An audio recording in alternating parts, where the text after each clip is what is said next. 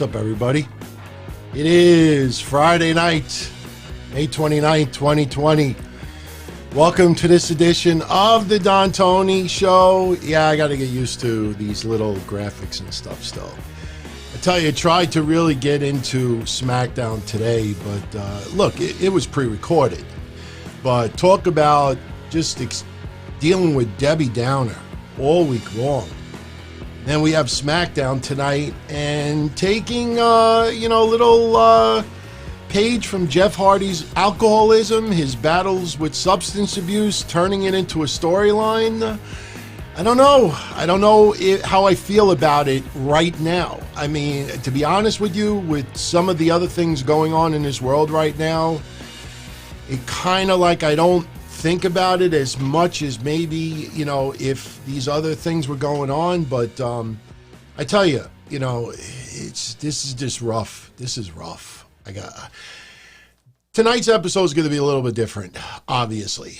Yes, we're going to talk about wrestling. Yes, we're going to talk about SmackDown. But we're also going to have some real serious discussion during this episode. Honestly, I don't think I can do a rant like this with any co-host, whether it's Kev or Mish or anybody else out there, because, just some things have to come from here. And it's amazing for anybody who has followed my shows for the last, 10 years, if you just want to use a 10-year span. And the one thing that I've always vowed since 1997 doing this stuff is authenticity. What you see is what you get. What you hear is what you get. And the one thing that I always, convinced myself and convinced all of you for 23 plus years is that I ain't going to pander. I ain't going to say what gets the most popularity to me. There's a lot of people online. Look at the Hana Kimura suicide. Look at the Shad Gaspard passing. And by the way, this shirt arrived today, just in time to do the Don Tony Show. I ask and I receive. I said on Monday, hopefully this shirt arrives for Friday so we can, just wear it in pride to pay tribute to Shad Gaspard way before all of these riots that are going down, and how appropriate that it arrived today. So much love. And you know what? I got to say this right off the bat. And that's another thing about yours truly. I could care less who I trigger. I could care less who I confront. And I could care less who I piss off. Because one thing is, I don't hold things in simply because it's the right thing to do. And, when I always call out these goofs on social media, the news websites that just, tweet clickbait and bullshit. And you have all these podcasters and websites that will actually use those garbage news sites as their sources. It's just pathetic. And the one that I saw today, thank you, Christian Maxey. And by the way, whose birthday was it earlier? Oh, I got to pull this up. Wish him happy birthday. Albert's. Happy birthday, my friend. All the best. And you know what? Before I say anything else, I owe one of my most loyal friends, followers. I don't know her personally. I'm not going to lie. But Andrea, my sincere apologies, Andrea. You know what it is? I have two friends. I follow very few number of people on Twitter. Some are patrons, some are personal friends, people that I've become friendly with in wrestling. Some people I follow because, to be honest with you, I kind of have to, because it stirs it up if I'm not following certain people. But two of the people that I follow is Andrea and Beth. Very big supporters of my show. And the last two shows, I was talking about the Chris Jericho foam hand that you really can't see in the back right now because the microphone's in the way, but it's from the Jericho cruise. And, I appreciated it so much because it was a nice little gift to give me. But at the same time, I just kept thinking about those haters that were so jealous to see people going on this cruise to have a good time, that, oh, the women are going to be trampled by sausage fests and that. And everybody had a great time. But I kept saying that Beth was the one that sent me the gift. And because I'm always communicating with both on social media, I mixed the two up. So, Andrea, I know she doesn't expect this apology, but I had to throw it out there because that's how I am. But I don't know if you guys have seen this the last 24 to 48 hours. Just to give you a good example of the garbage cesspool of these websites. Did you see the Shad Gaspard AEW Double or Nothing drowning article that people are not only reporting but cutting and pasting, and you have other goofs that use these sites as sources? That it's amazing. They use them for sources, and then when an article like this comes out, they'll act all upset about the article, thinking that it's real. And then once they get caught and realize that it's a bullshit article, you see them do a 180 with emotion. My God, when I talked about what's going on in Minnesota right now, which I'm going to talk about later, and this goes back to what I said as far as if you follow me for the last 10 years, you grow as years go by. You mature. Your views change on certain things. You evolve. And I got to tell you, man, doing a lot of soul searching the last 3 or 4 days especially, I realize now how much of my views have changed in such a short amount of time. I think some people will be a little bit taken back by my views of what's going on with these riots right now.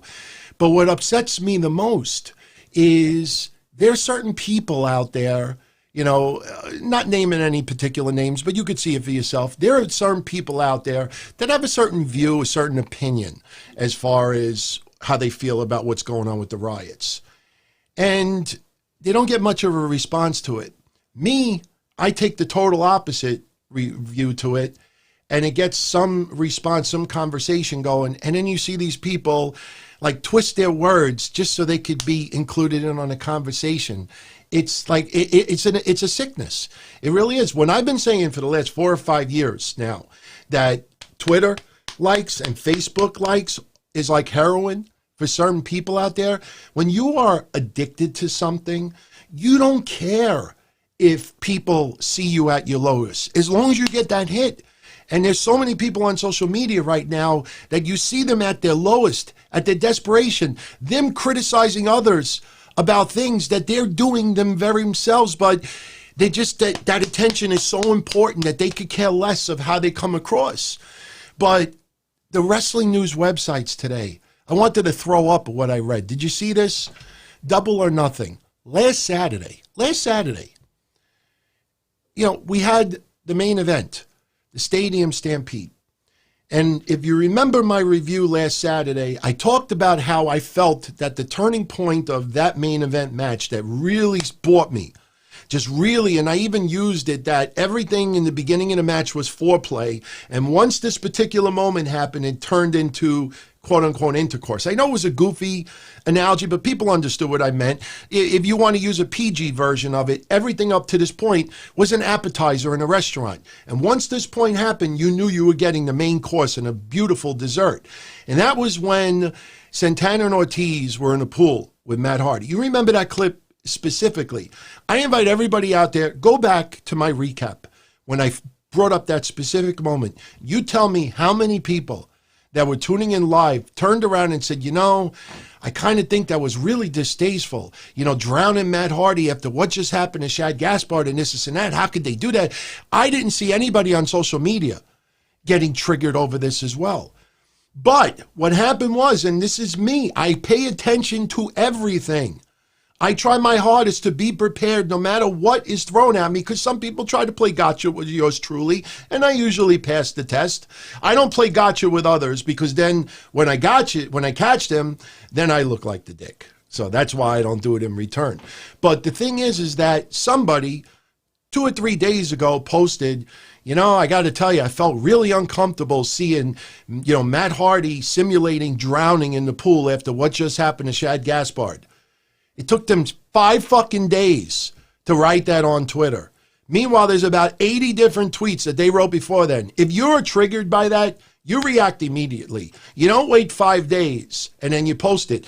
And because that person started getting attention to it, news sites today and last night said friends of Shad Gaspard were very upset and were very turned off at AEW doing a drowning segment in their main event match.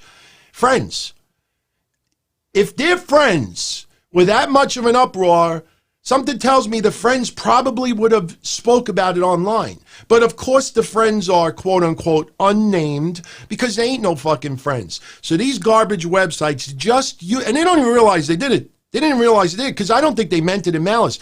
But they just used Shad Gaspard's drowning to get hits by lying and saying that friends, close friends of Shad Gaspard, close friends mingle with ringside news that don't fucking even individually show themselves. All the close friends all confided into ringside news. The fuck out of here. That's the toxicity that you see going on. The desperate need for attention and hits is just incredible. And it's disgusting. And what else is disgusting is what's going on right now in this world. It's nothing new. It's been going on for decades and decades and decades and decades and decades, over a century. And now you got these riots. We'll talk about it a little bit later because I know a majority of you here are here for wrestling discussion, but also you don't mind talking real life things that are going on as well. So we'll get into some wrestling stuff first, and then later on we'll segue into, the tragedy of George Floyd and why I believe these riots going on in Minnesota right now are necessary. If you would have asked me to say that a year or two ago, I would have never said that. I would have turned around and said, look at these innocent people that are losing their buildings, this and that. I actually think this is absolutely necessary. I don't want to get into the rant right now, but I hope every fucking dirty cop out there, or every cop that does never ever want to kill anybody, but uses the police force as, as like being narcissist or powerful and you're better than others. I hope they get so scared shit that if they even dare do something like this, that could turn into a different circumstance, my God, my city might burn down as a result.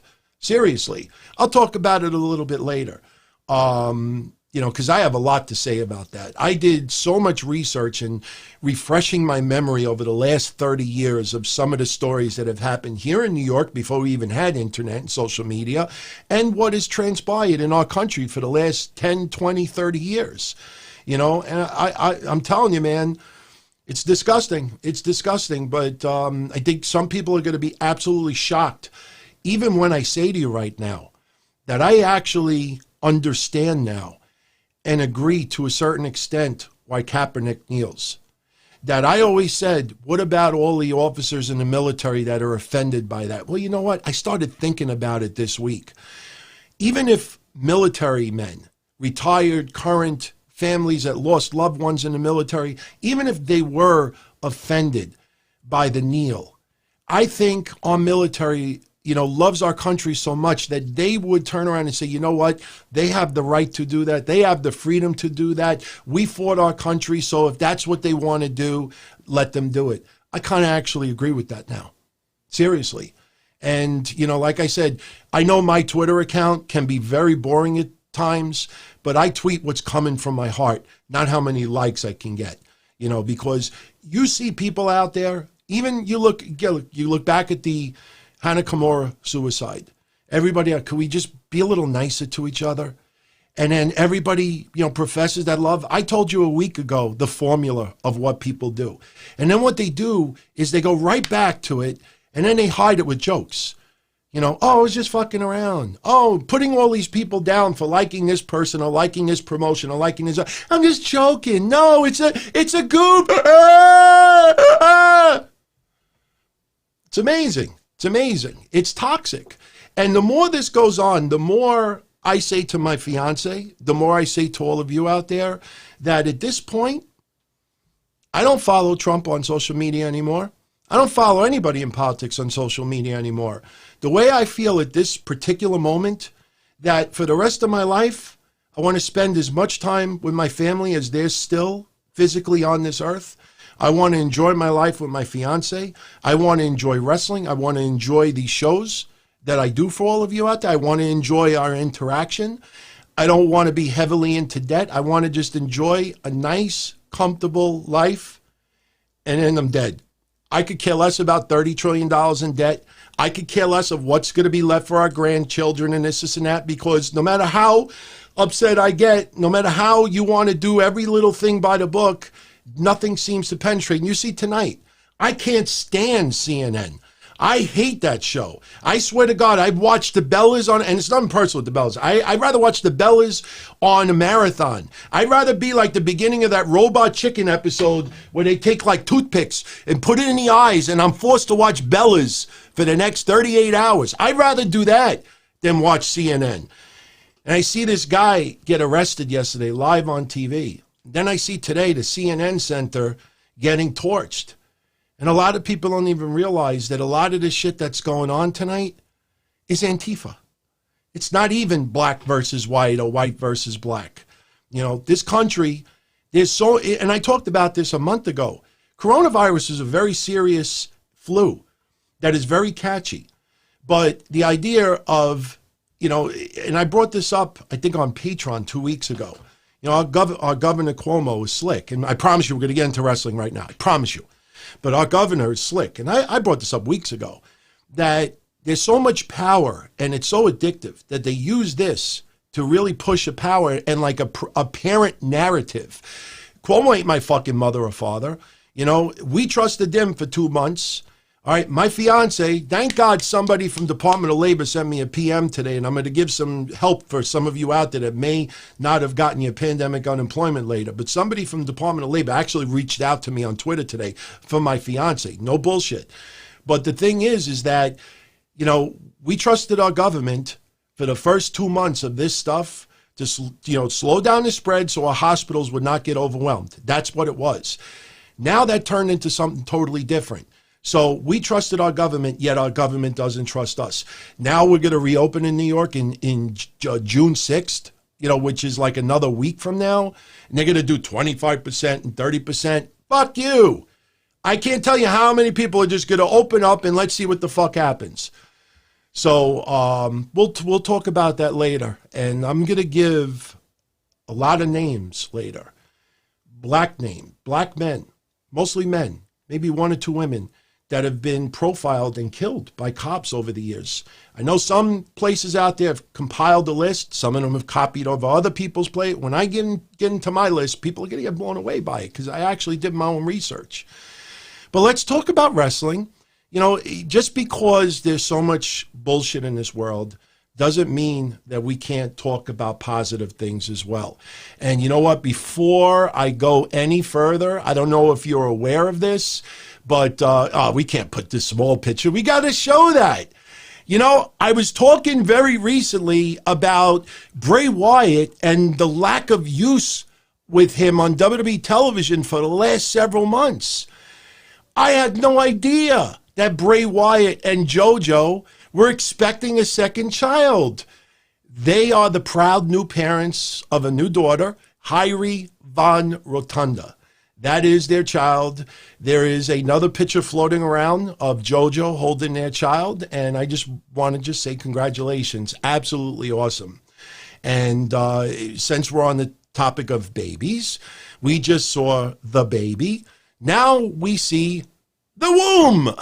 Seth Rollins' birthday, I believe, was yesterday. Becky Lynch paid a beautiful tribute to Seth Rollins, and she posted a sonogram of their soon-to-be child. And that is the actual photo of the sonogram. So we had the baby, now we have the womb, and then we have the goofy podcaster.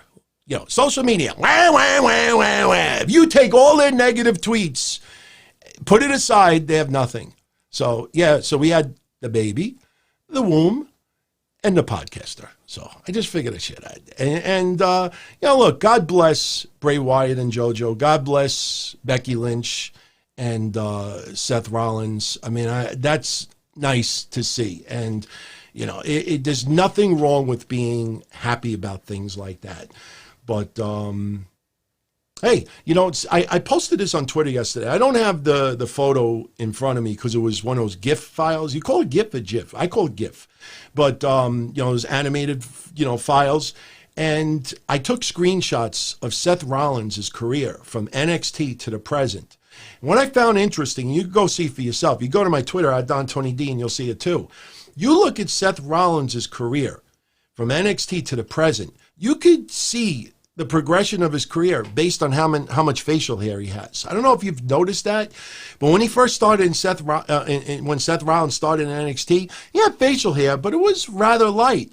And as he's progressed over these years, little more. You see him right now, I'm telling you, it's almost like when a girl finally starts getting pubic hair down there, and then the next thing you know, it's like Vanessa Del Rio Bush. That's what it looks like. You got to see his progression of his career. You could actually match it with his facial hair. It's pretty amazing. So, yeah, we're going to have some fun tonight. And, I'll tell you something else. We'll get right back to wrestling that I'm a little disappointed with, just to show you what I mean as far as, how talking about good things on social media many times gets no attention. Misery loves company. I announced that I was thinking about tonight, any super chat contributions that come in, I'll give it to the Minnesota Freedom Fund, because that is a fund that is a charitable cause that has to do with what's going on in Minnesota right now. I saw a lot of people donating to it. Liv Morgan donated $1,000, got a lot of news over it. A lot of other people have donated very generously. And I thought, maybe that's a nice thing to do. I got a couple of PMs from a few people who usually contribute for my work and said, hey, I think change.org is actually a little bit better, as far as, so I go on social media and I said to everybody, I'm like, hey, everybody, what do you think? Should we, donate it to change.org instead or keep it the way it is? Do you know how many people responded? 0. But when I talked about how, Jeff Hardy was going to be set up by Sheamus and show back at SmackDown at 9:57 p.m., and somehow he's not arrested anymore, everybody wants to talk about that. It just goes to show you. But anyway, speaking of SmackDown tonight, I thought it was fine. If I could try to put aside coronavirus, the tragedy in Minnesota, just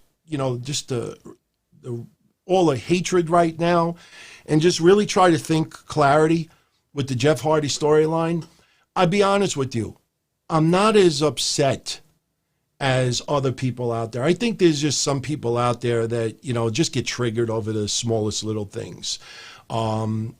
I remember when they used Road Warrior Hawk's, real life addiction battles and put it in storyline.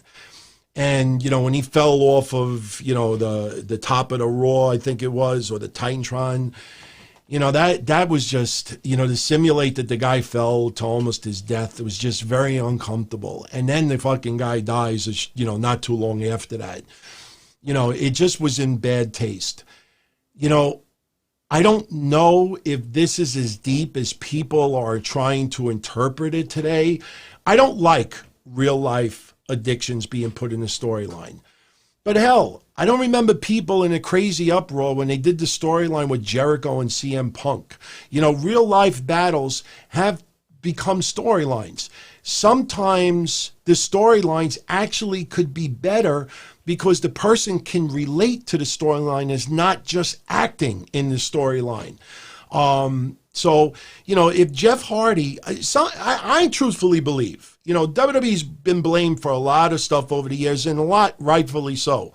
But I truthfully believe that in this climate that we're in, as much as some will say, no, there's no way, I truthfully believe with Jeff Hardy really battling addiction and abuse and really turning the corner right now and is really on top of it, and he's got his family, he's with not just his family at home, but his WWE family and friends worldwide. I truthfully believe that WWE went to him and said, look, You know, if you feel uncomfortable in this in any way, shape, or form, we will not do this. And I know some people may say on the surface, oh, well, Jeff wouldn't dare go against WWE because there goes his push and maybe he'll get buried in this and that. You know, it's not a bad argument to make. The problem is you don't work there. I don't work there. We don't know what's going on in the meetings. So, you know, the perception could be that it's very, very cold. I don't think that that's the case. I think WWE right now, because they don't want a death from abuse, steroids, you know, criminal activity, they don't want any deaths on their watch. So I don't think WWE would really put Jeff Hardy in an uncomfortable situation if he didn't want to do this himself. And you know what? Maybe doing this is a little bit therapeutic for him. You know, I can't speak for Road Warrior Hawk, you know, because unfortunately we don't have much in the form of interviews and after that, how he felt and this and that. I know other people have interpreted, and I know other people have said that Hawk told them this and Hawk told them that. You know, once someone dies, you know, I could say that Hawk talk to me too, you know, and some of the people I believe are very honest in what they say, but I think WWE really would not have done this if Jeff Hardy was against it at all. You know what it reminds me of too? It reminds me of when Eddie died and they were using the storyline and keeping Eddie in the storyline and, you know, just real heinous stuff. And I think JBL was in on the storyline. And I remember a lot of fans, because I was doing my hotline at the time, and I remember a lot of fans being very uncomfortable with, you know, like just using Eddie in a storyline after he was dead. And a lot of people came public and said, look, you know, and we didn't even have social media like we do now, because I think if we had social media back then, a lot of this would have been cleared up sooner. But, you know, Eddie, when he was alive, didn't mind if they used as a... Hell, I even joked when I was still doing stuff working for indies that if I ever fucking died, fucking do whatever you want, man. Keep my fucking name out there, you know, whatever it is. You know, unfortunately, you know, I sucked and nobody gave a shit, and I don't blame them. But, you know, I just think that people out there, you know, if Jeff reveals later on that he was very uncomfortable about this, then you rip WWE. But, you know, to rip them right now when you don't know the story, I think that's a little bit unfair, in my opinion. So a lot of rumors online that WWE is nixing the Sasha Banks Bayley storyline, the feud, and this and that. I just think they may be taking another scenic route. Remember we used the rest station, you know, Tamina, you know, on the path to Bayley, Sasha Banks. We're still in a pandemic. Things are going to slowly get back to normal. Here in New York, they're going to open up New York City June 6th, a week from now. You know, like I said earlier, fuck the 25% and all this stuff. I'm going to still wear a mask. I'm going to still be very careful. I'm going to still get tested every week or every other week. And I'm going to do my part so I don't get sick and I don't get anybody I love sick. That's what I plan on doing regardless.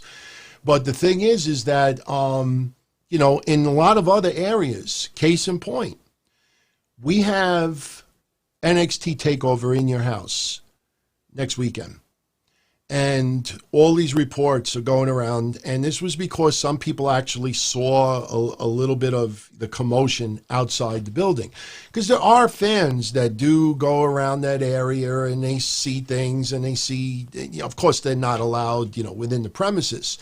But apparently WWE filmed the match between Velveteen Dream. What school did you go to? What school did you go to? It's amazing still, everybody, right? Right? It's amazing how many people got that shit wrong. It's just amazing how many people got that shit wrong.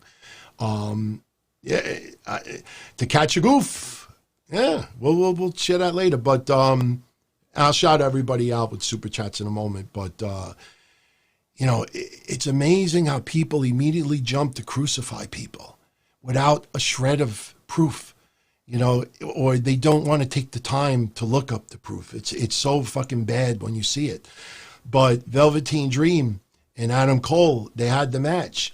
Now, for all of these people with their great sources that apparently know all this stuff, how come they don't know the outcome? It appears that this match went down outdoors. It appears that WWE had a lot of the talent show up with their cars. And instead of parking in the parking lot, they had them go around, I believe, behind maybe Full Sail or wherever they filmed it, and they had cars surrounding the ring. Now, I don't know if it's going to be like a John Cena, Eddie Guerrero street fight, because I don't think they're going to invest that kind of cash, damaging rental cars or anything like that.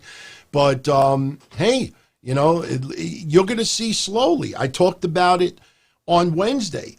Good for ICW that the end of June, they're going to be doing an event in Atlantic City that's going to be a drive-in theme. And I think by July, you're going to start seeing a lot of indie events happening outdoors, not necessarily just staying in your cars. So before you know it, things are going to start getting back to normal. And, even if, and you got to just always keep this thought. That's why when I said last Monday, and I'll take credit for it because I did my show not even 5 minutes after Raw went off the air. That plexiglass is there for fans to get used to it. Because even when a vaccination does arrive in this country, a lot of people are not going to get vaccinated. That is news that's starting to circulate the last day or two, which we've been talking about for weeks and weeks and weeks. Less than half of the United States gets vaccinated for flu. And a lot of people don't do it because they're afraid of side effects. Some people don't do it because they're afraid that kids are going to get autism. So there is going to be a big part of our country that will not get vaccinated. You're going to have young people, you're going to have old people, you're going to have kids that are not going to be vaccinated for whatever reasons they give. So WWE, I don't think they can force every wrestler to be vaccinated, but you know damn well that they are going to really, push to their wrestlers like, look, not everybody that's around you, you can't guarantee that they're vaccinated. You go to an airport, you go here, you go there, you might come across someone that's not vaccinated. It's not, you cannot require it. I know the news is trying to play around with the president saying, will you make it mandatory everybody get vaccinated? You can't do that in a fucking free country. And they know that too. So the plexiglass is going to be there, at least into 2021. But I'm very curious. I'm very curious to see what they do with Velveteen Dream and Adam Cole. So we will see that match next weekend. And, the fact that it is being recorded a week in advance, they can tighten it, they could tweak it, they could trim it, so thank you, Guardian, for that. I'll always talk real life issues. If it's unpopular, if you want to go check out, and I'm not saying this to be a jerk, I don't want anybody to leave. In fact, if you're enjoying this episode, I appreciate if you hit the like button. I don't get any money from it. But it may give a recommendation to someone else out there that, hey, check out this show. And they may, even though I'm around 23, almost 24 years now, a lot of people don't even know, that I ever existed. In fact, I think June 9th, I believe, is my anniversary from when I started my wrestling hotline. I started my wrestling hotline, I believe, June 9th, 1997. Right after WrestlePalooza 1997, when Jerry Lawler showed up in the ECW arena, and King of the Ring 1997, when Triple H won it. He was supposed to win it in 96, and he won it in 97 because WWF had him eat a plate of shit for about 9 months. And at that time, I used to be a guest on a lot of other wrestling hotlines out there. Dominic Valente, Captain Ivan, this other one, the here. And I had so many people saying over and over again, Funker, because I wasn't known as Don Tony at the time. My favorite wrestler of all time is Terry Funk, and my nickname was Funker. And they were like, Funker, you got to do your own hotline. Just do opinion, tell views. I didn't have any real sources or anything like that. So I decided that on that Monday, I think it was June 9th, 1997, I ventured in doing a wrestling hotline. And I tell you, I wish I had the footage from there. Unfortunately, in 1997, we didn't have these digital recorders or anything like that. It was done through a telephone. It wasn't until 1999 or 2000 that I thought of the idea. You know, in the cordless phones, they have the side plug. You plug it in where you could listen with headphones. I came up with this idea in 99 or 2000 that, hey, if I plug this side of the cordless telephone and then the other side, I plug it in the red jack in the back of my computer, then I could dial my hotline number and the audio goes in my computer and I could play it on the internet for everybody that can't afford the toll charges. That was my idea in 99, 2000. I wish I would have thought of that in 1997 because I was the most god-awful wrestling hotline guy in the world. I can't tell you how bad I was. If you even listened to me in 2000, I sound like a goof. I absolutely. And, you know, some of you on Patreon have heard some of the hotline reports. I'll share a couple in the very near future. Oh, my God, worse than Brad Shepard. I mean, Brad Shepard is just an asshole. You know, he's an asshole at clickbait. I never really did clickbait. But talk about somebody boring and monotonous, no personality. I couldn't make anybody, I never even attempted jokes. I would just read stuff word for word. I used to be the very person of the people that I rip right now, times 1,000. So, yeah, so in June, you know, we'll have some fun. By the way, I don't know if you notice the camera setup and the lighting is a little bit different tonight. I actually was playing around with a few things because if anybody's into like cams and all that, I use a Logitech Brio right now. And in the next couple of weeks, I'm actually getting a real camera, you know, a real camera with the glass lens and everything. And that will be for the podcasts starting in July. It's going to make the video look dramatically better, like 4K quality. You know I don't need to go that route, but I want everything to be as good as possible.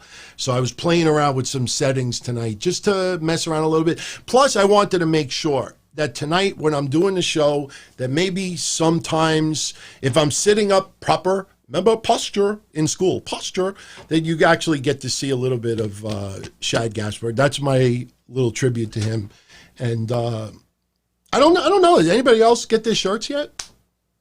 I mean, I don't think anybody actually heard my show, you know, last week and like, oh, I hope I get it in time for next Friday's Don Tony show. I don't think anybody was like, yo, get that shirt out now. Get that shirt out now. So big shout out to Mish, Wrestling Soup. For our patrons, Mish and I are going to be doing breakfast soup Saturday night instead of Sunday. And the reason why is because June 1st is Monday. We have a lot of international friends on our Patreon. And if we did the show Sunday evening in a lot of areas overseas, that would already be June 1st, which means that they would have to renew for June just to hear this episode. I didn't think that was fair. Of course, I want everybody to renew for June, but we wanted to make sure that we did it a day early. So it will be Saturday night live. Sometime between 4 and 6 p.m. will be the start time. And I hope all of you out there have had the chance to see his podcast, to hear him talking about Hana Kimura and Hafu and a lot of the battles that she went through, because, you know, that is something that a lot of people don't know. And you know what? God bless, you know, Thunder Rosa, because she paid a nice tribute to Hana Kimura as well. And she knows her. And she got into Hafu as well. And, you know, I guarantee you, for her, even for wrestlers that never met her, you know, I saw a beautiful tribute from a few people out there. And I think for a lot of her friends, or even her friends that may have just interacted with her a handful of times, it's therapeutic. And plus, I think, you know, somewhere looking down, Hana Kimura wants all her friends to smile, you know, to smell the flowers. And you'll know, if you're a fan of hers, you know why I say that. They don't want, you know, even Shad Gaspard, I don't think he wants anybody to, you know, be really sad and down and depressed. He wants everybody to smile. And if you really care, or if he ever touched you before, or if he touched you in dying, that, you know, doing something, learning something from him, you know, just trying to be a little bit of a better person. I guarantee you, for every person out there they're smiling and looking down. That's why, I hate having to repeat myself, and I will never keep my mouth quiet, and simply because other people, think that I can't handle it, or I get triggered, or I'm this, or I'm that, the labels out there. And this is also, every single one of you out there, I don't care if it's pro wrestling or racism. I don't care if it's Republican, Democrat, Independent. I don't care if it's something religious, your views on gay marriage, your views on anything in this world. Never feel guilty for changing your views, evolving, learning, and just having a different outlook on a lot of things. Because it's amazing how, if you keep in tune with others out there, they're your friend. They'll talk to you, socialize with you. And then when you start changing your views from here, not based on how many likes, but from here, you see right away that people will start turning on you, making little shots at you, indirect jokes. And never feel guilty for having a change of view on anything. If those people cannot respect your change of opinion on anything, then they don't deserve your respect. Seriously. Social media might end up being a little bit more of a lonely page for you out there, but it's nice to know that you don't have any drama queens, surrounding your lives. My God, my page, that tweet that's pinned on my social media right now, I didn't social distance myself from people to be an asshole. I still love fucking Mish, and I love everybody online that I commingle with. But, I've become very much introverted in a lot of ways. And the more I become introverted, just for some reason, the happier I feel. I try to take the energy from the negative and try to turn it into a positive. And unfortunately for some people out there, that is PC, that is being a pussy, that is being a turncoat, that is being a softie, that is virtual signaling, whatever that's called. That's, just trying to get... No, it's Anthony DeBlasi learning and growing and changing over the years. It's just the way it is. So anyway, so getting back to SmackDown today, not a bad show. If you look at the matches, I know from Wednesday, on paper, if you look at the matches on paper, it wasn't as eventful as you think. The Battle Royal was just kind of like adding a storyline to Jeff Hardy and Sheamus and postponing things for a week. Oh, we're going to have Jeff Hardy versus Daniel Bryan, and we're going to have Elias versus AJ Styles. Remember last week, and we talked about Cesaro not being in this? Drew Gulak, he's back. That's another guy. Look, is he high on my list on WWE television? No, not at all. I take pride that for at least a half a dozen times in the year 2020, I've showed love and appreciation talking about Drew Gulak on these shows. Just because other people out there don't give a flying fuck about Drew Gulak, when everybody thought that he was released, people are like ripping other people like, oh, suddenly you're a Drew Gulak fan? I mean, that was floated all across the net. And I'm like, yeah. Brody Lee, how many people out there, Luke Harper was never a big, really that popular if it wasn't for the Wyatt family, and I remember in good fun, I remember, having a chat with someone and he said, I don't know anybody that has a Luke Harper shirt. Not going to get up and take it right now because I got boxer shorts on. I'm not going to lie. It's freaking hot in here. It's like 80 degrees outside. Got my fan going. Hopefully the noise is not too loud. Soon we're going to have, my face looks pink. Does it look pretty in pink? I could actually, that's the beautiful thing about, doing the shows. See, look, I could actually, all right, now I don't look pink anymore. Actually, I think I look like a newborn now. I think I kind of fucked it up even more. I think I look more like a newborn. A newborn, they have that skin that looks like you're afraid to touch it, like your hand's going to go right through them and stuff. I can make a little adjustments here and there.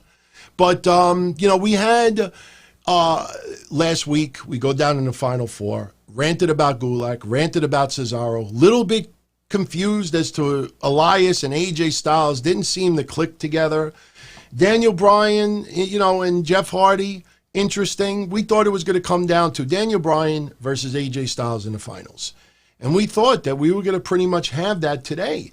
But, they decide, I guess WWE felt that AJ Styles and Elias was not going to be that great of a match. Or they needed, look, when Elias lost to Jeff Hardy last week, I remember talking about this, and I remember a lot of you commenting as well, that we were a little confused that they blew their load with Jeff Hardy and Sheamus so quick. And we were kind of confused that Sheamus lost pretty much clean, like this early.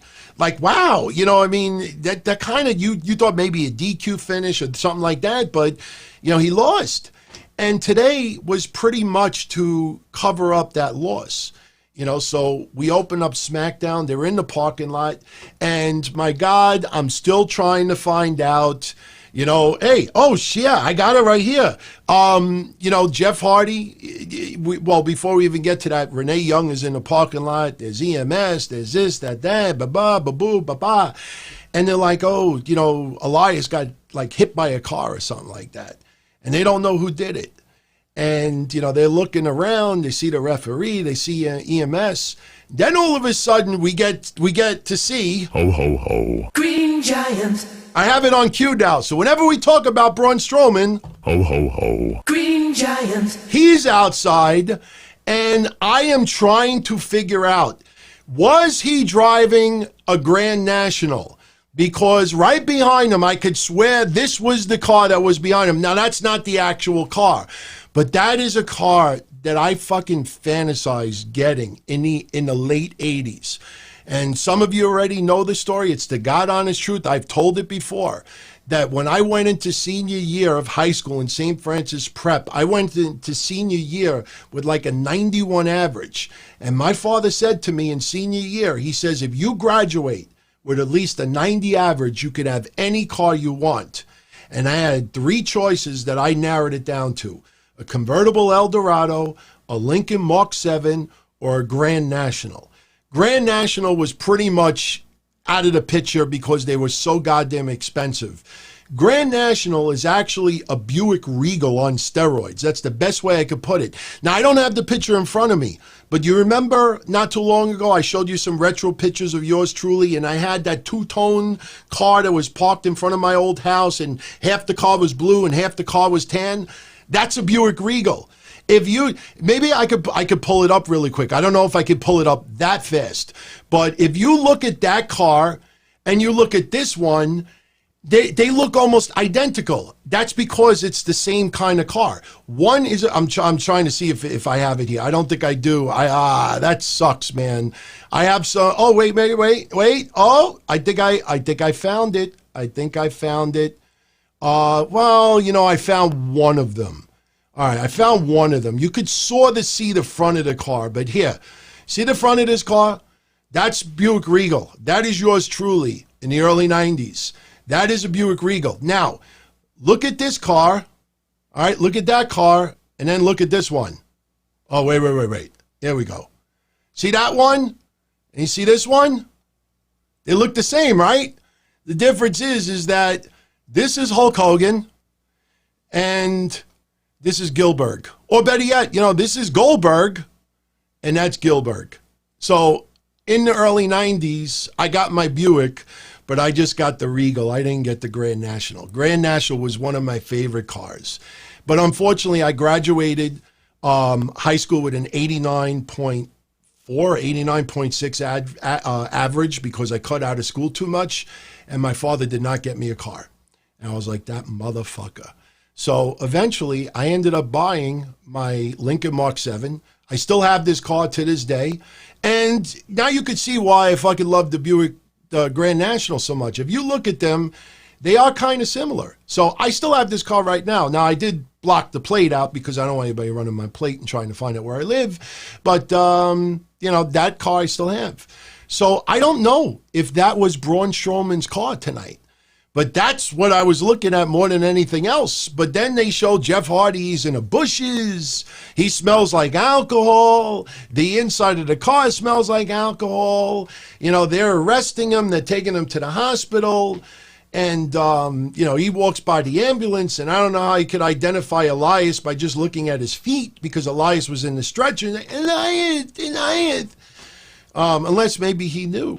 But they bring him to the hospital. And I immediately wrote, I said, they're setting up Sheamus, probably Sheamus or Crappy Corbin. And I said, you know, it'll be interesting at 9:57, the blood results will come in from Jeff Hardy and he'll be back for the Daniel Bryan Sheamus match. And that's exactly what happened. This was all to buy another week. If you really think about it, tonight's SmackDown was to milk another week. You had really no progress in Elias versus AJ Styles.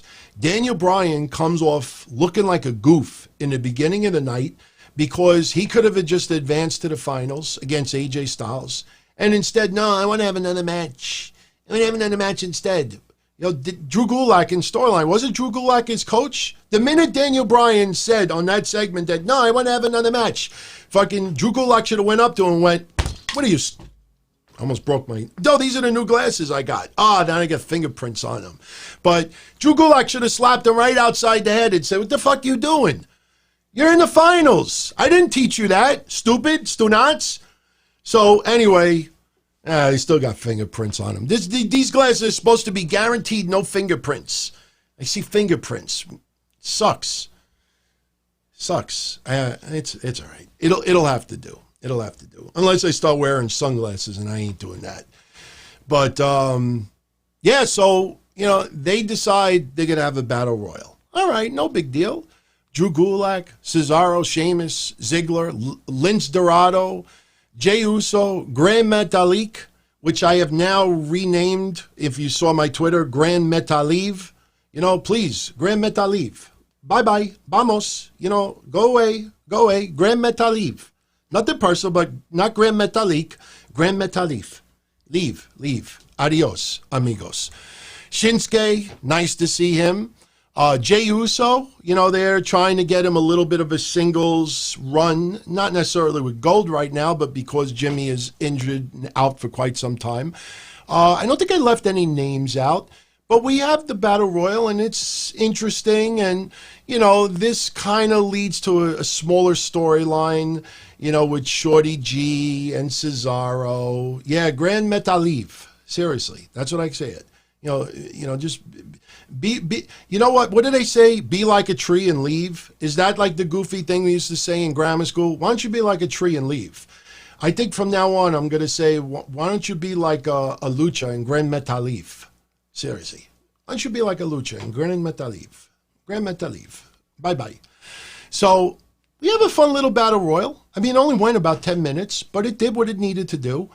It basically, you know, set up a little bit of a storyline with Sheamus getting a little revenge, even though it hasn't been. And by the way, I joked about it today. And it's funny, but it's not funny. The truth, Creepy Ali, the truth will be told.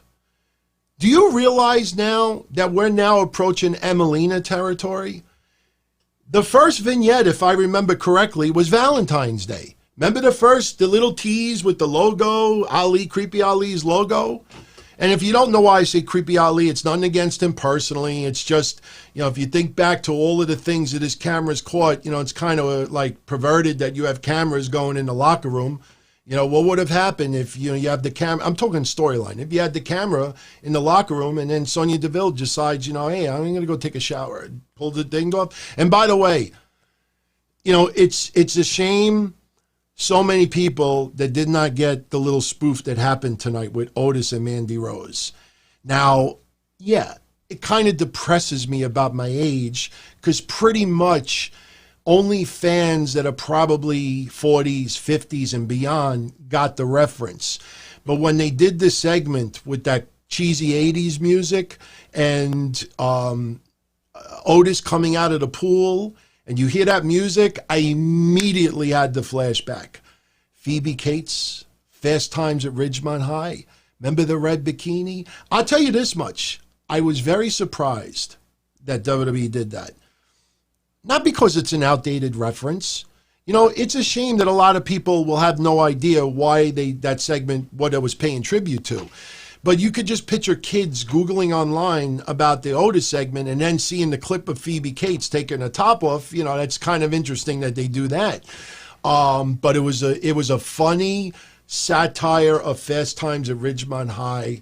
And I thought it was funny.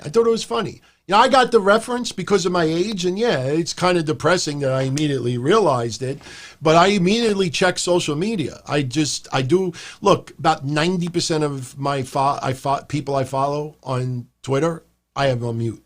I don't even want to see people's stuff because it gets me really, really, it tempts me to really just get upset at people, and everybody's entitled to their opinion.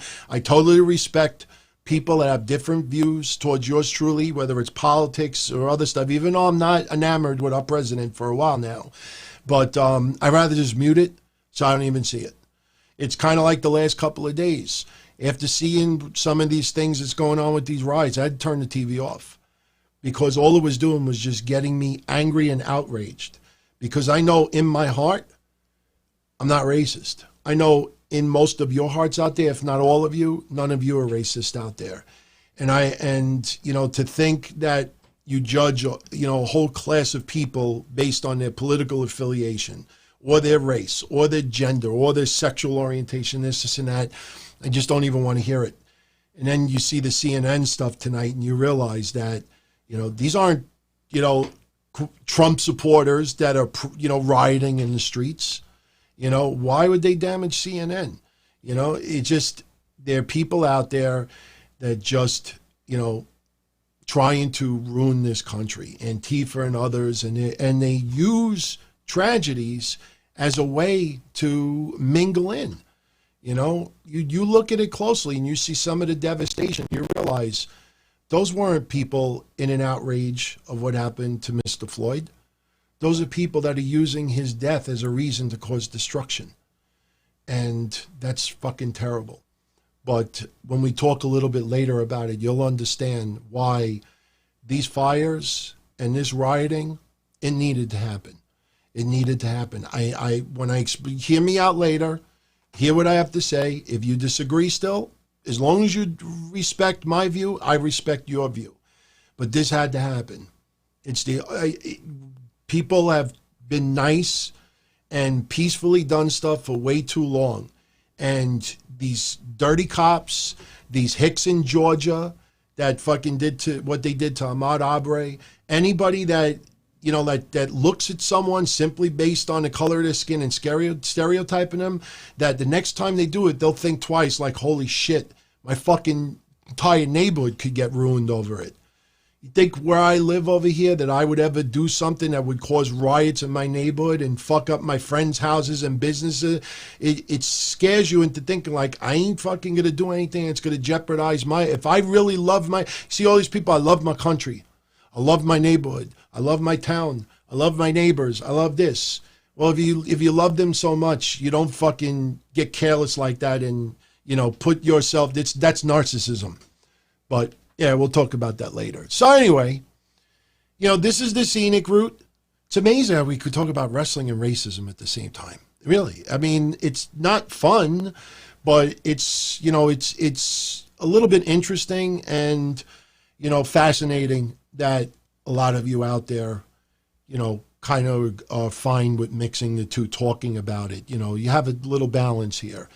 But getting back to wrestling, let's stay on wrestling for a little while. So this is the scenic route. They had Jeff Hardy win last week. Remember how these are taped. Remember that they do 2 weeks at a time.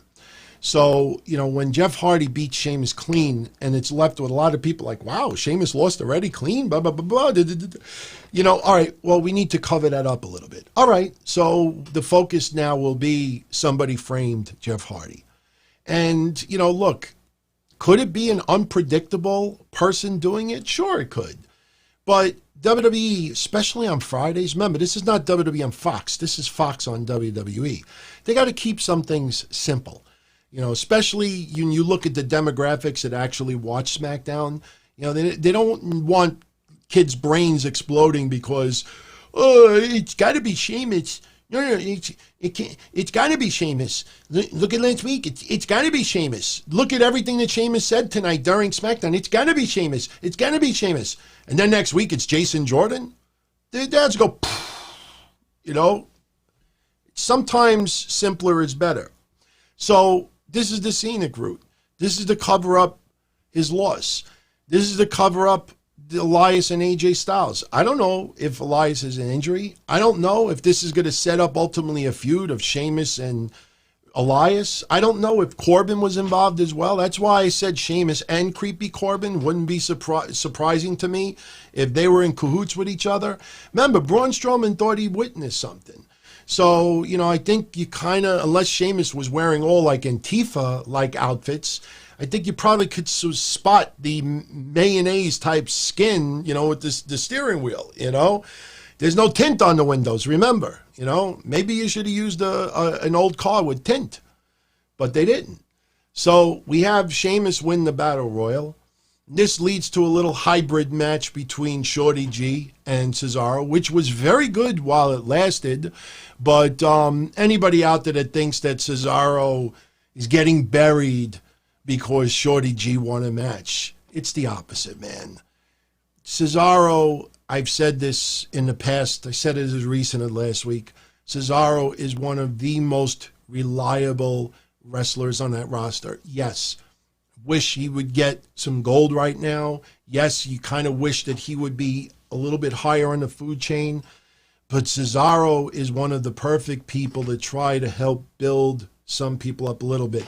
Will one Shorty G win suddenly escalate Shorty G? Absolutely not. When he's running around all shocked that he got a win, that shows you how much WWE has demeaned his value.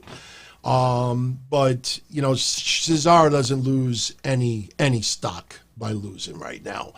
But again, it's just, once again, they're using him right now to help some others. Maybe ultimately he gets rewarded with some type of a title run, but he's not one of those guys that, if you even look at the champions right now, Braun Strowman, babyface.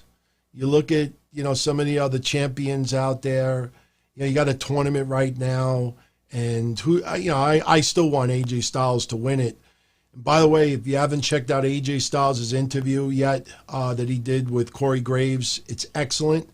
He does talk about the club a little bit. He talks about Gallows and Anderson, and SmackDown actually is, I don't want to say therapeutic for him, but he feels somewhat guilty of their release. Another interview that's out there that's pretty damn good as well is an interview that Alexa Bliss did. And we'll talk about her match in a moment. But Alexa Bliss did an interview. Oh, I had it written down over here. She did it with, BT Sport.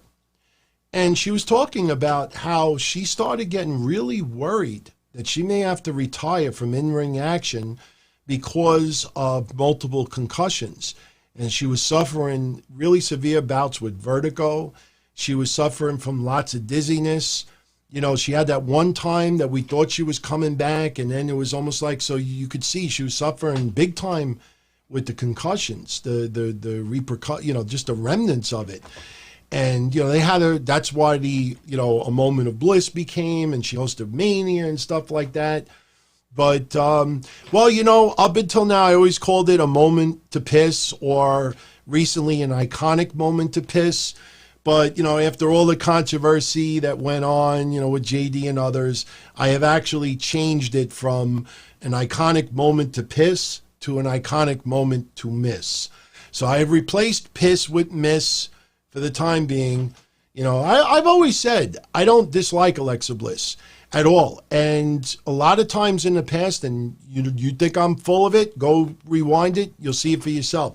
Many episodes, I would always start it off by saying, she's inspirational. Go see her backdrop to her story and this and that.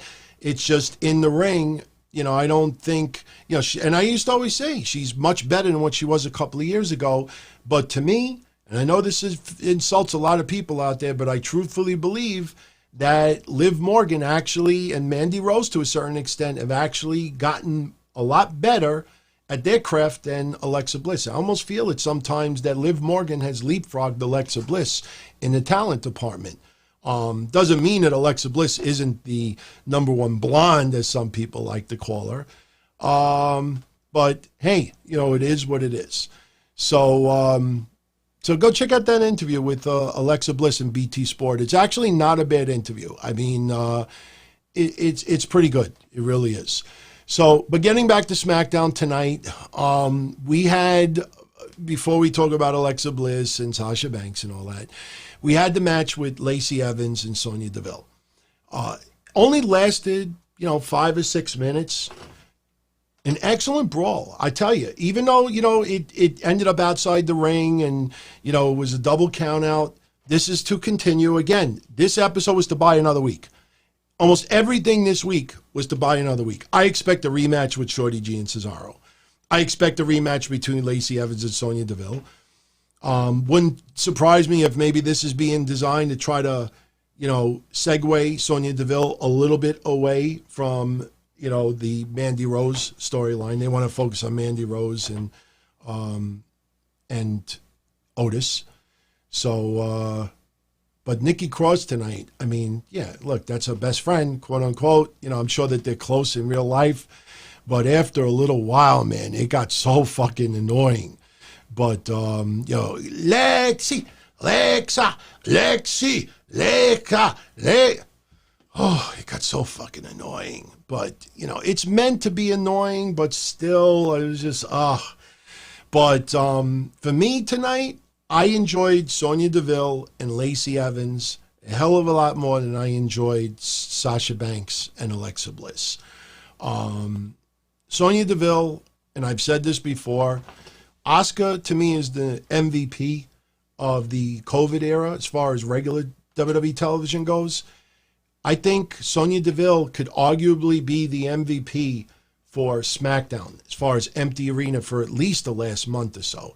She's really maximized her time, and she's really shown that she actually does have, a much bigger personality. And when you could incorporate, and I brought this up before with Eddie Kingston and others, when you could incorporate real life a little bit in storylines, you can relate to it more.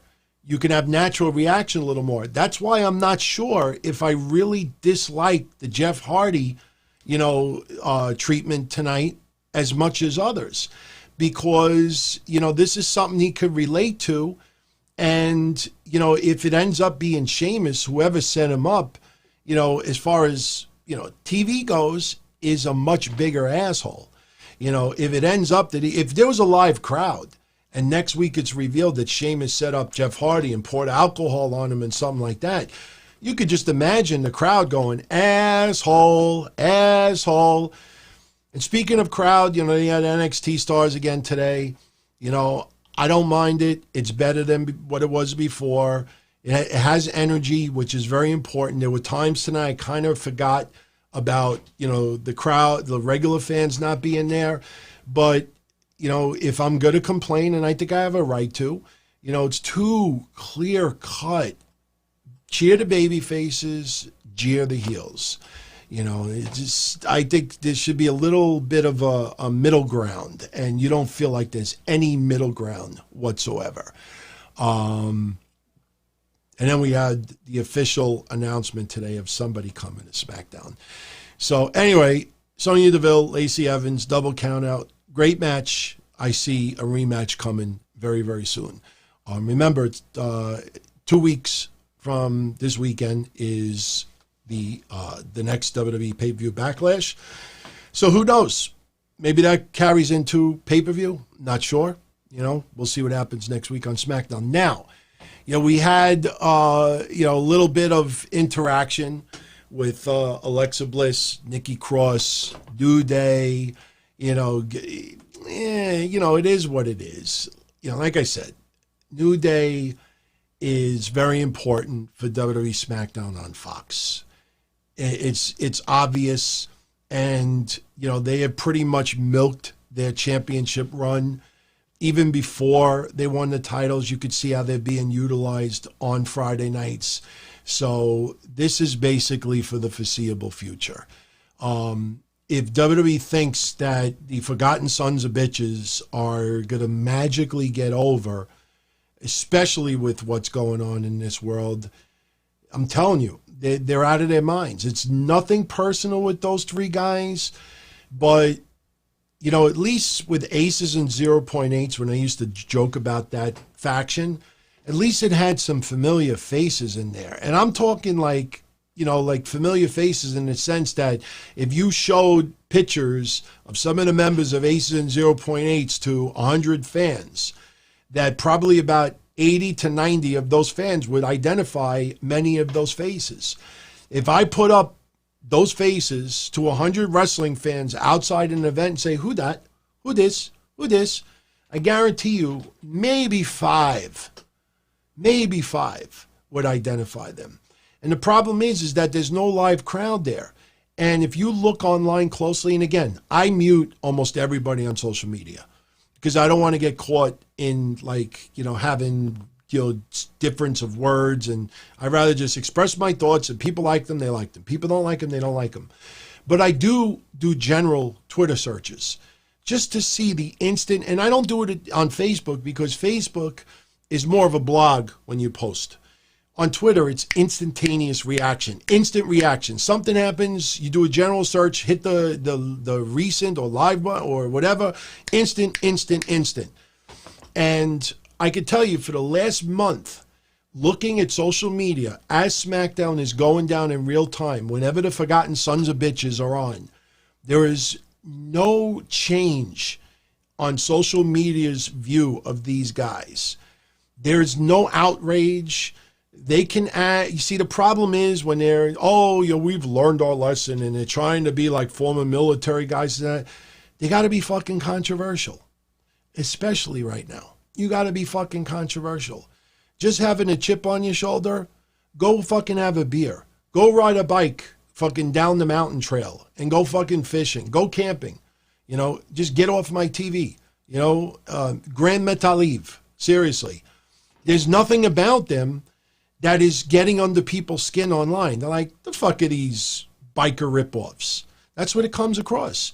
And I'm sorry, I don't see anytime soon, nothing against them personally, I swear to God, but I just don't see anytime soon a plethora of social media saying, man, I can't wait for New Day to just beat the shit out of the Forgotten Sons. No, seriously, when the Forgotten Sons get on the mic, I come in here and I prepare for the night. Forgotten Sons of Bitches, you know, they're bland. They're bland. They're not, you know, extremely recognizable faces. They have the personality of cardboard and, you know, just being former military guys and annoyed at the country or annoyed how people treat them and having fucking post-concussion syndrome, postpartum syndrome, post-Afghanistan syndrome, whatever the fucking syndrome you say you suffer from. I'm watching an entertaining product. That's what I'm watching. From 8 to 10 or 8 to 11, I'm watching an entertainment product. And you three ain't entertaining. It's not their fault. In NXT, they did nothing for me either. Seriously.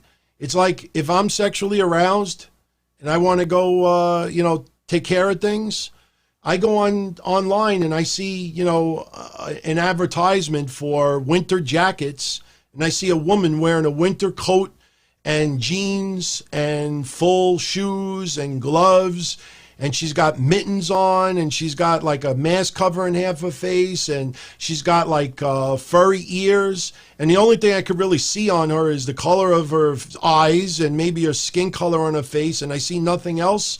The needle does not move at all. That's what it's like. The Forgotten Sons is like, you know, some horny guy wanted to whack off and sees a fucking ad for Sears winter coats. I'm going to do it coats, you know? They don't move the needle at all. You do not entertain me at all. And I don't know what they can do to change that. That's the problem. You know, they could fucking go next week and do the Sergeant Slaughter saying, I want my country back. Go. Grand Metalive. Not interested. So, getting back, we have Nikki and Alexa Bliss, Lexi, trying to provoke Bailey and Sasha, and this leads to a match. Lexi loses to Sasha Banks. Just felt like buying another week. They took the scenic route for the road to Bailey versus Sasha, and they stopped at the Tamina pit stop to relieve themselves. And now they fucking saw like a farm selling like homegrown peaches. Oh, look, we got the Bliss Cross Farm over there. Let's go stop and pick apples. That's what it is. So, warning, August 1st, warning. No, I haven't done the shout outs yet, but I will do the shout outs, I promise, in 5 minutes. You have my word. I do not forget about anybody. I just wanted to blend in with some of the discussion. So I have it. Oh, all right. But you know what, in this case, because, people just never get enough of it. Yeah, this is for you, the RCWR show. What's up, Lee? Ho, ho, ho. Green Giant. He's look, he could, and you know what's sad about it? I fucking love Grand Nationals. I wanted that car so bad as a kid. And to see this guy come out of there, you know what it's like? It's like when you have a crush on like a supermodel. And look, I'm heterosexual. That's why I bring up heterosexual examples. But that's like when I was a kid, I used to have a crazy crush on Cindy Crawford. And then all of a sudden, like Cindy Crawford comes out of like a limousine with her new husband. And her new husband looks like, twice the size of Otis with a lot of acne, looks like he's sweating Bruce Mitchell style and everything. And like, what a letdown. Or better yet, you have like a fantasy girl, a model or something, and then, you realize that it's all cakey makeup and, it's like all cover-up stuff, and you see the person, it's like that original Star Trek episode with Captain Pike. That Captain Pike was always, fucked up in the little cube. But, anybody ever hear my analogy? How many Star Trek fans we got out there? You remember the episode with Captain? I'm not talking about the remake Captain Pike. I'm talking about the one from '67. Remember that episode with Captain Pike? That's my favorite Star Trek episode that really focuses on someone that's not like the main crew. Even though, like the very young Leonard Nimoy was fun. The original pilot. You know why I loved that episode? Not the fucking aliens with the, like on the sides. What I loved about it is that pretty much describes me since my car accident in 1996. I swear to God. And for anybody out there that's into Star Trek, it reminds me of drugs.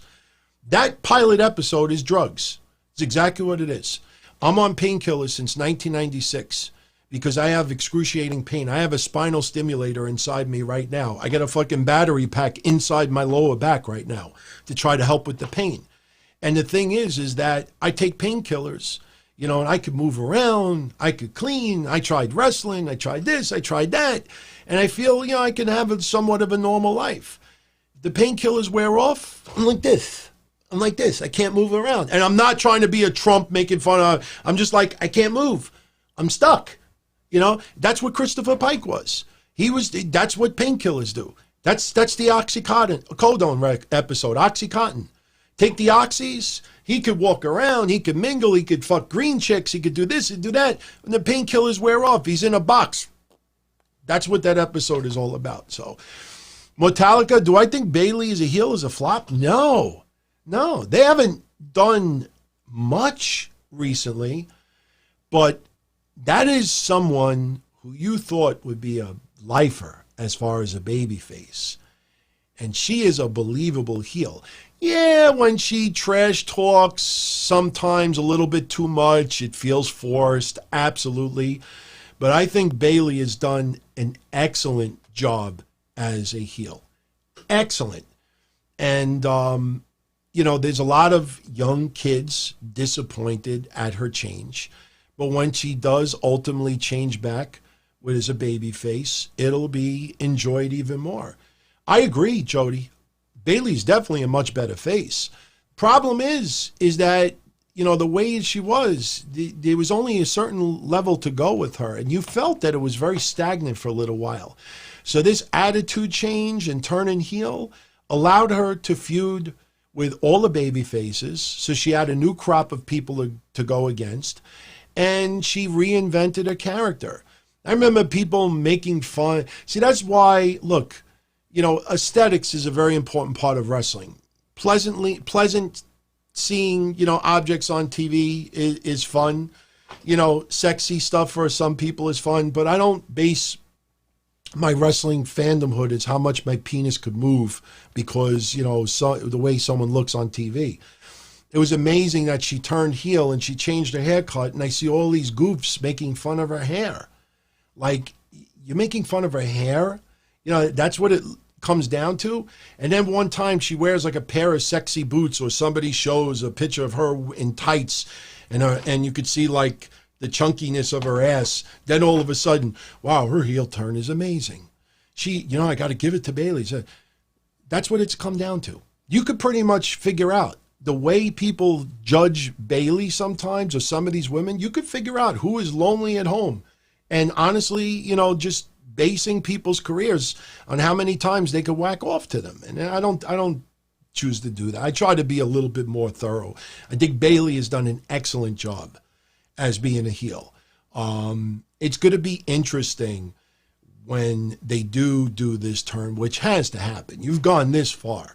It ain't no turning back. It's like you drive from New York to Florida, and now you're in fucking South Carolina. You ain't going to turn around and say, Mommy, I want to go home. Oh, fuck that. We're already in South Carolina. Yeah, we're finishing that trip.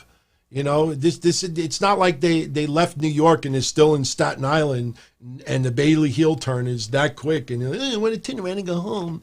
I don't want to go. No, they've gone this far. They got to go further. That's why I was surprised at how many people the last couple of days were talking about the idea that Sasha and Bayley was being tossed. I don't see that at all. Milking it because of COVID and blowing their load one shot at a time. You got some of these men out there, and even women, God bless both of them, that can actually let it out, let it go more than once in a very short period of time. WWE ain't one of them. They got to blow their load one shot at a time. Oh, we're going to focus on Jeff Hardy right now, and everything else we'll just push aside for a week. That's why the Daniel Bryan, all the thing tonight with AJ Styles, it felt like it was just pushed aside for an extra week. That's what it felt like. Even though next week was supposed to technically be the finals, even though I think they may even do it at Backlash. But thank you, Donald. Thank you. And I see your finger. If everybody out there, if you're enjoying the show, again, I don't mean to be a broken record, but obviously it definitely gives me a little more exposure. If you like the show, give it a thumbs up. If you like the channel, subscribe. Doesn't cost anything. We're almost at 11,400, which is awesome. I tell you, which is funnier too, because I always talk about goofy podcasters and websites and haters out there. And Dell's my friend. It's not insecurity. It's just that I will call them out. And it amazes me because today I get the Gaspard shirt. I wanted to put up a preview for tonight's show. I had no picture. I didn't know if I wanted to use a picture related to what's going on in Minnesota, paying tribute to that gentleman who was killed, or did I want to put wrestling? And so I said, no, you know what? I want to put myself wearing the Shad Gaspard in pride. So I came home for lunch, trying to get positions. Problem is, in this room, it's daylight during the day. I can't put, oh shit, I just realized it too. One of my lights are off. I swear to God, I just realized it now. I don't know if it made any difference. I'm looking at this a little bit on a delay. Let's see if this made a difference. Is it better with this light on or off? I think off was like a little bit more of an intimate surrounding. No wonder why it wasn't so hot in here.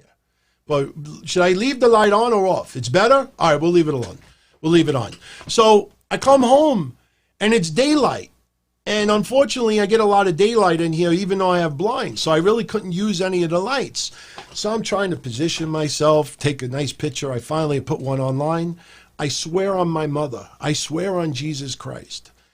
I fucking hit the enter button for YouTube to publish that I'm going to do a show tonight. And I know it sends notifications to some people who have notifications on. I swear on Jesus Christ, I hit the YouTube button. And then I realized, oh, I forgot to add the time. I go back on the page. It's not even up 15 seconds and there's already 2 thumbs down. And I'm saying to myself, podcaster. Just think about that. You have people that hate you so much that they subscribe to you so they can be the first ones. You know, obviously I don't know who it is. I think I do know because they happen to be online at the same time. But just think, when people that's why I say this with much love to Dells and everybody else out there. It's not insecurity. I take that as a badge of honor. When you get under people's skin so much that they have to go out of their way to put you down and do this, I know I'm doing something right. The fact that all of you are here right now tuning into the show and you don't mind that I be real and talk real life issues once in a while instead of, oh, when's Roman Reigns coming back? You know, the fact that we can actually be real and talk and just be honest about topics and not what's popular or unpopular, you know, that's something special, man. And I don't know why a lot of people tune in and are willing to give me that floor. But that's a wonderful thing, man. And again, I know it's a broken record, but if you would have told me that after 4 months we'd have that, I'd have been, you're insane, man. There ain't no way. Ain't no way. So, getting back, oh, by the way, I got my allergy medicine today. I took it today for the first time. They didn't tell me, like, make sure it doesn't touch your lips because it burns. I had it, and it was on the tip of my lips because I forgot to get water, and I didn't want it to disintegrate in my mouth. So I put the pill in my mouth, and I was like, oh, fuck, I don't have water. I put it between my lips, thinking that it wouldn't disintegrate. I swear to God, when I drank the water, it felt like somebody punched me in the mouth. And then I look online, like, make sure it doesn't touch your skin. Idiots. I was so pissed off, man. Thank you, nice analogy. I really appreciate that. I really do. So that's one thing, like I said, since 1997, man, authenticity. You know, I'm not going to, you know, yeah, I go a little over the top, and sometimes I regret some of the things that I say, but no malicious intent. None. And, you know, cool. Much love. So anyway, Sasha Banks beats Alexa Bliss. You know, still teasing a little bit here and there. Now it looks like we're going to have Nikki Cross and Alexa Bliss versus Sasha Banks and Bayley. Let's see where that goes. WWE wants to go the ultimate scenic route. You know, they can have Sasha and Bayley win the tag titles. And if you want to do the driving store analogy, that's like, fuck, we got a flat. And ain't no like phones like 10 miles away. It's like one of those bad TV shows where somebody breaks down and they have to walk like 5 miles to like a rest station or something. If they win those tag belts next week, that's that road to Bayley versus Sasha, and the car broke down. And their cell phone, they ain't getting no cell phone service, and there ain't no cars in sight because they went through Hickville because they wanted to pick those apples before on the Cross Bliss farm. So, or they can go a different route and kind of tease a little more dissension. But look, you could see now clearly, and AEW's done it too. You know, I've spoke a few times. You have somebody attack someone else, and for some reason that person decides to wait 2-3 weeks to call them out. I remember it was the Dark Order with Best Friends or something like that. And, you know, just regular common sense TV, you know, next week, using it just an example, Best Friends comes out and they want to get revenge on the Dark Order. No, they wait 2 or 3 weeks. Then they come out. You know, that's not consistency. You know, I don't, and you understand with COVID, you want to stretch things a little bit more, but WWE, you really see them stretching it. You know, Bray now we understand. You know, newborn, home for a little bit. Get it. No problem. Fine with that. But you look at some of the other things, you see, look, Miz and Morrison, you know, they're going to fight at Backlash against Strowman. The fuck is going to happen between now and then? Nothing. You look at, you know, this stuff that I said with the women earlier. You know, it just feels like, all right, let's milk it for another week or two to get to that destination. That's what SmackDown felt like today. Again, it was not a bad episode, but when you actually dissect it, all it was doing was buying another week. You know, Shorty G versus Cesaro, as I said earlier. Shorty G getting the win abruptly, 4.5 minutes. I think this leads to a rematch. We'll see if it's one of those storylines where Shorty G could get 2 wins in a row, you know, or Cesaro gets his revenge. Don't know. Then we had Kurt Angle cutting a promo. Nice to see Kurt back. Was kind of disappointed that he was one of the people to be furloughed. But once again, a lot of people don't know the difference between fired and furloughed. So, you know, some people they're bringing back a little bit here. It was cool to see. That was Adam Pearce on TV today, right? Suddenly being the GM, suddenly like booking stuff. Was that Adam Pearce? I really wasn't. I'm not going to lie. I've never really paid much attention to Adam Pearce's career. I mean, I remember the Ring of Honor stuff and everything. Chat room, was that Adam Pearce? Yes, it was. And you know what? I thought he did a fine job because, you know, a ton of the WWE universe was like, who did? Who that? Who that? Who that? And he was on TV as if he was the GM all the time. Had no problem with that at all. But Kurt Angle, nice to see him. Did a great job refereeing the match with Matt Riddle and Timothy Thatcher. And again, you know, I mentioned it Wednesday. It disappoints me to this day now that when I did the whole profile of Timothy Thatcher and Killer Cross when they signed with WWE, and I put the little clip on YouTube, getting into their careers, giving a little background, to this day it is still the least watched clip that I've ever done. And I thought that was really of a Killer Cross I wasn't worried about because he was phenomenal in Impact. And people really didn't need a history lesson on Killer Cross. They knew what kind of star he is and what he could be. So, but the Timothy Thatcher, I thought that people would be a little bit more interested to learn a little bit about him. But I thought he really earned it on Wednesday. And, you know, he's not going to be this, you know, extremely charismatic character that's more, you know. No, he's bare knuckle, hard nosed, brawler. You know, a little bit, you know, kind of goofy with the game show thing they did with Riddle. But that was kind of to set the tone that, you know, Thatcher's not one of these entertainers. And sometimes, you know, again, you look at social media. Everybody wants to be a comedian. Everybody wants to be an entertainer. Just think about that.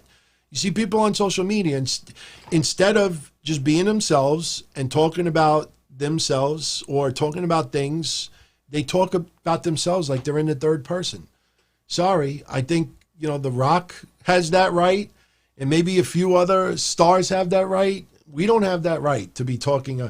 I put DT on a synopsis and everything because I try to make it look like it's the channel, you know, describing like what's on. I don't want to just put I, because then I'm like, who's I? You know, that's why I do that. But some people, they think they're entertainers. They're not. You're not entertaining. But it was cool to see Kurt Angle announce Matt Riddle, immediately putting Matt Riddle in a certain class, a certain caliber of former WWE stars. You know, his vignette was fine. You know, they had to do a little bit more in the entertaining aspect. Riddle is fucking entertaining. I have expressed my personal feelings about him in the past with some of the things that happened with Goldberg and stuff. But one thing I have always said, there is no denying that guy has star written all over him.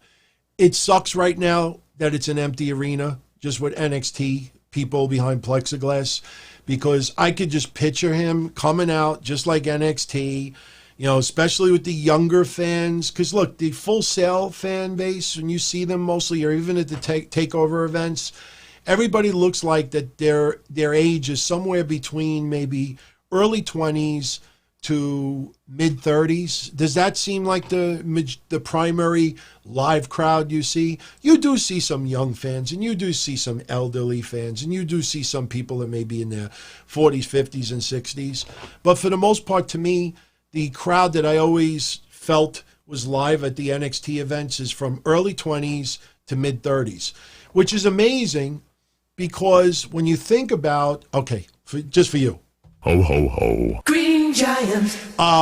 It's amazing because when you see the demographic for NXT on television, it's 50 and over. But when you see the live crowd, you know, to me, it's like early 20s to mid 30s.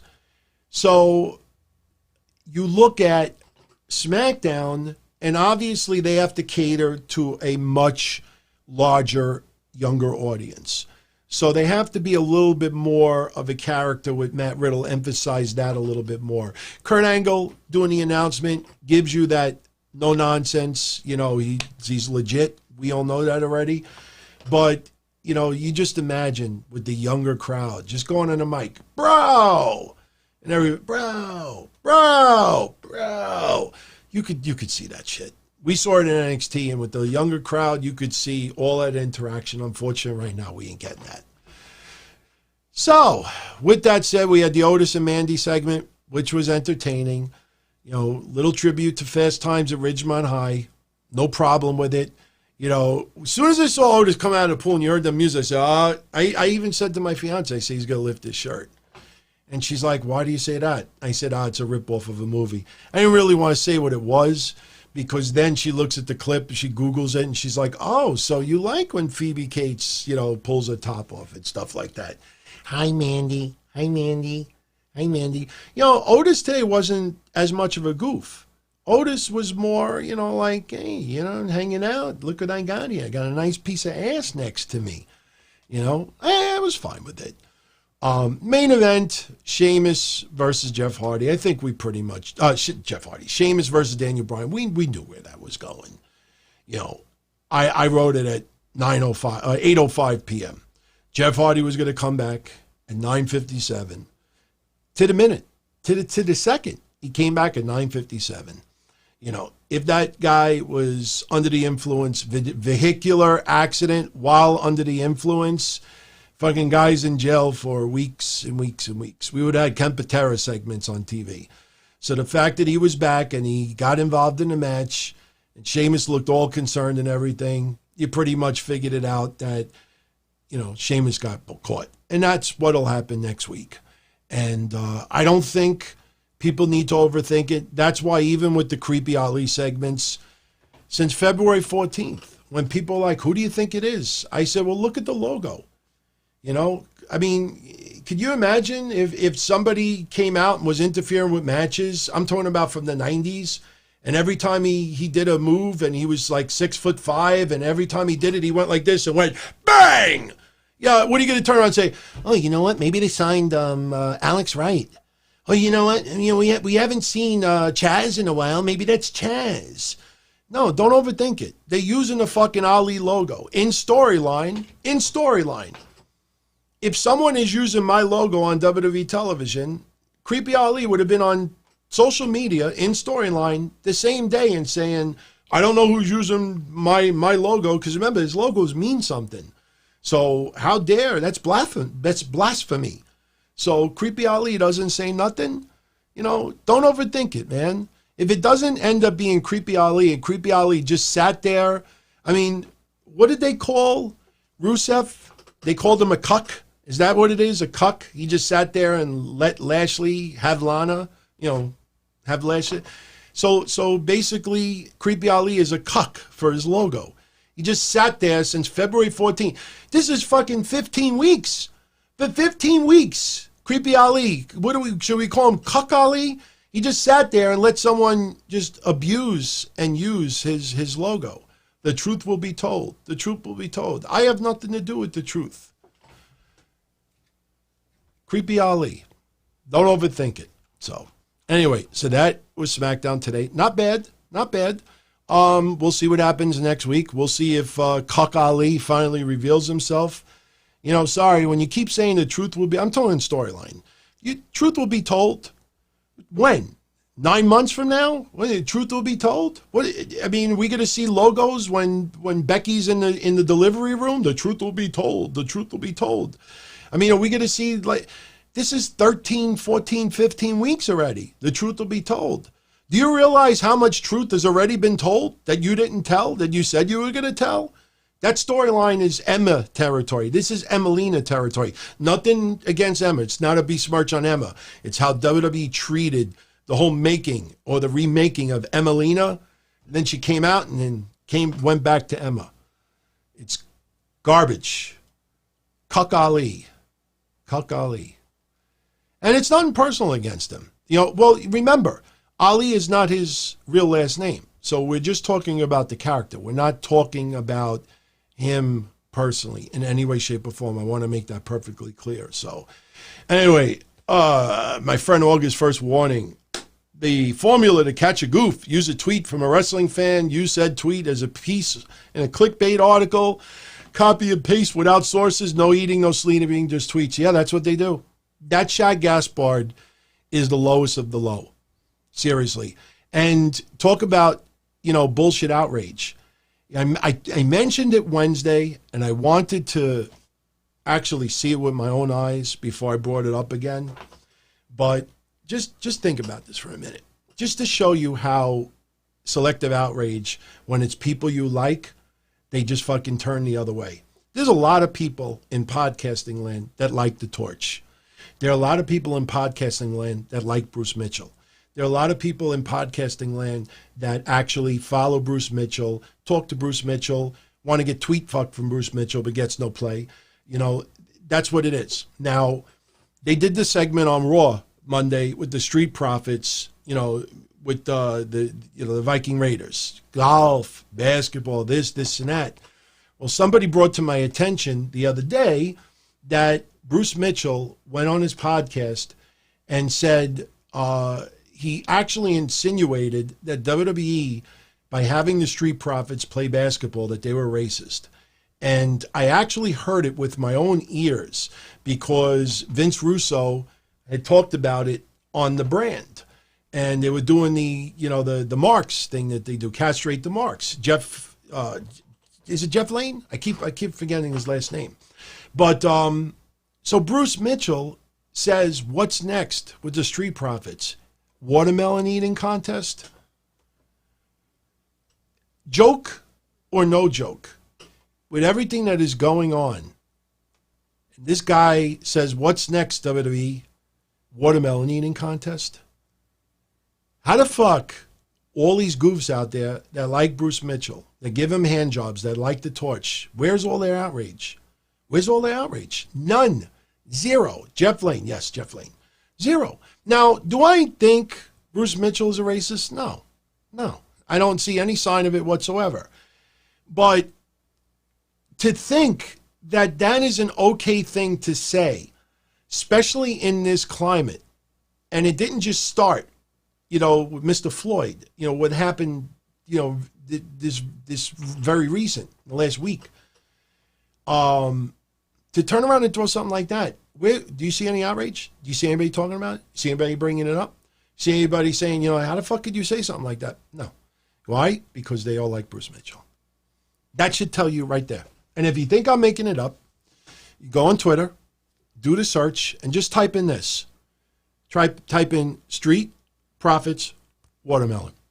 You'll see only about a 30-second clip, or maybe even a 10-second clip. It's not the full clip, because, you got to listen to it in context. And he's basically saying, WWE, because stereotype basketball, what's next, watermelon? How the fuck do you say that at all? How do you throw darts like that at all?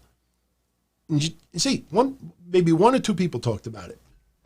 Yeah, look it up. Right now, while you're on the show, listen to my show, just do a quick Twitter search. Just type in Street Profits Watermelon. You'll see Jeff Lane and Vince Russo play about 10 seconds of it. Just listen to it. I had to hear it with my own ears. And look, I'm not trying to stir it up. I'm just pointing out what we have all noticed, is that people out there, seriously, there's a lot of people out there that, I'm sorry for saying this, they could give a rat's ass that Hana Kimura committed suicide. It's a sad story, and it's a tragedy, and it's terrible, and nobody ever wants to see anybody commit suicide. But there were a lot of people that started putting themselves as the victim to get a little bit of that Hana Kimura sympathy. There were legitimate wrestlers, legitimate podcasts, from Mish to all these others. You know, Dell's talked about it. JD talked about it. JD, I know, has been getting a lot of heat lately, but there were a lot of people out there that legitimately were very, very... Last Friday, on this show, the news broke. And you saw my reaction. I didn't fucking say to myself as I was getting chills down my spine and literally started doing this. I didn't say to myself, that's such good shit. No, it was fucking chilling because I cover Stardom on Wednesdays. I've talked about Hana Kimura in the past. You hear somebody 22 years old, detergent suicide? That's rough, man. And, you know, I talk about, you know, the toxicity of social media for 5 years. And, you know, look, there's a lot of different things that all contributed with her suicide. In my opinion, social media was the one that put it over the edge. There were a lot of, you know, ingredients that build the bomb and created the fuse. But something lit the fuse, and that's what it is. And when you start reading the little incidentals, you know, it's terrible. It's a tragedy. But there's a lot of people online that give a flying fuck about Hana Kimura committing suicide. In fact, if you actually pay very close attention to social media, you'll see a lot of your esteemed journalists and podcasters only talk about the Hana Kimura suicide a day later after they realized that it was a big fucking story on the net. I've talked about other people who have died in wrestling that no one ever brought up, you know, and it's just, a lot of people just don't give a fuck.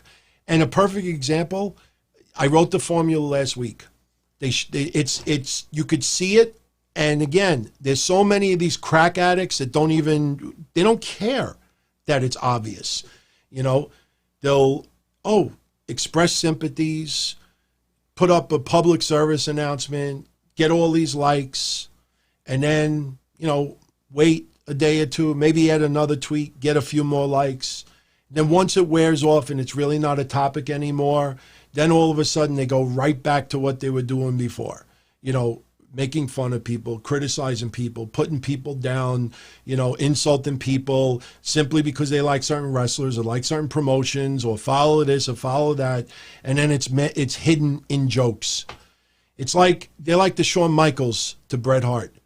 Remember when Shawn Michaels and Bret Hart in 1997, they were doing these segments and Shawn Michaels is like, no, Bret, lay it into me, lay it in me, you know, because I'm going to lay it back. We're going to really push this storyline. Then after a while, Bret Hart was like, wait a minute. This guy's like laying in the sunny days and stuff like that, not because of the storyline, but he really wants to fucking stick it to me, you know? And that's what they do. That's what they do. You know, they masquerade, you know, the insults and everything with a joke. Oh, I'm just fucking joking around. Very sick people out there. And a lot of the sick people that do that come with smiles. And, you know, for websites and blogs, smiles. For podcasts, pleasant sounding voices. Video, pleasant looking face. Beautiful. No, man, I'll always throw that shit out there. I don't care who it fucking triggers, because it's the truth. It's the truth. And a lot of people get upset because they think, I'm talking about this person, this person. I always say the same thing. If the shoe fits, too fucking bad. If the shoe fits for me, too bad for me too. You know? So anyway, couple other wrestling news tidbits, and then we are going to move on. I wanted to show everyone, I hope that I actually did pull it. WWE actually started putting on sale some shirts that I think you'll really get a kick out of. You know, they're hyping up the greatest wrestling match ever. Well, they're now selling these shirts. And these are the greatest match collection. And what they do is they show some main events from, events from yesteryear. You know, WrestleMania, Royal Rumble, No Way Out, SummerSlam. And these are, what some people consider some of the greatest matches ever. I love this idea. I think it's a wonderful idea. And, people immediately are now starting to bring up other events, other matches. My God, if you actually look at this close, is Bret Austin, WrestleMania 13 even on here? Oh, yes. No, it's not. They're going to come out with many others. I would say Rob Van Dam and John Cena from the One Night Stand. There are so many of those shirts that they could come out with. Obviously, you don't want to make designs and only sell 10. So they put this first batch out there, see how it goes, see what people are flocking to. You got to keep in mind, Austin, Rock, Cena, some of the greatest, wrestlers in the last 20 years, entertainers, whatever category you want to put them in. But unfortunately, in this day and age, some wrestlers may not get that craving for merchandise over others. As weird as it sounds, and it's sad to say, it feels like Hogan right now doesn't seem to get that real craving of fans wanting to buy some old school Hulkamania merchandise. But I think still Rock and Austin are a big deal. I don't think Bret Hart is a huge must purchase for our current fans of this generation. You think Kurt Angle. I even think Ric Flair, after a while, gets a little bit played out for this generation. So you put that batch out there, you see what sells and what doesn't, and you build on it. I don't have the shirts again in front of me, but I think right away, Steamboat Savage. Was there a Hogan Andre? I don't even remember if I saw a Hogan Andre on there. So there are so many shirt designs. The problem with something like this is you start creating some, you got to create others. Now, the only excuse that I can give, this is the only excuse I could give. This has to do with like RVD Cena, Hogan, Andre. Remember the theme, and I'll put the picture up again. Remember the theme, okay? Greatest match collection. Greatest, and this is to kind of coincide with Randy Orton versus Edge. Greatest wrestling match ever. Was Hogan Andre one of the greatest wrestling matches ever? No. Was it? Oh yeah, there's Steamboat Savage. But was it a great spectacle? No. I mean, yes, but it wasn't a great wrestling match. Now you could argue the Royal Rumble one, all the way in the far right, Cactus Jack versus Triple H. Was that a great wrestling match? No. It was more of an outright brawl. So you look at some of these matches on here, you maybe even want to say to yourself, maybe Triple H Cactus Jack is the odd man out of all of these matches you're looking on display right now. All the other ones had awesome wrestling. So if you're going to coincide it with the Edge Randy Orton match, Triple H and Cactus Jack doesn't seem to fit that category. So if you're going to, no, they're not going to put Okada and Omega, even though that is one of the greatest wrestling matches in recent memory. But that's not a bad deal. It's not a bad deal. But I don't think they should want to limit themselves to just technical wrestling. And that's really what those shirt theme is. What I think WWE should do is maybe have different themes.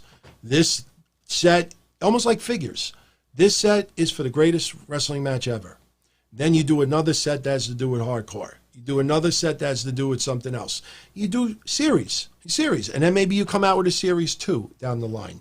I think stuff like this could actually generate some pretty good fan interest. So we'll see where it goes. Definitely not a bad deal.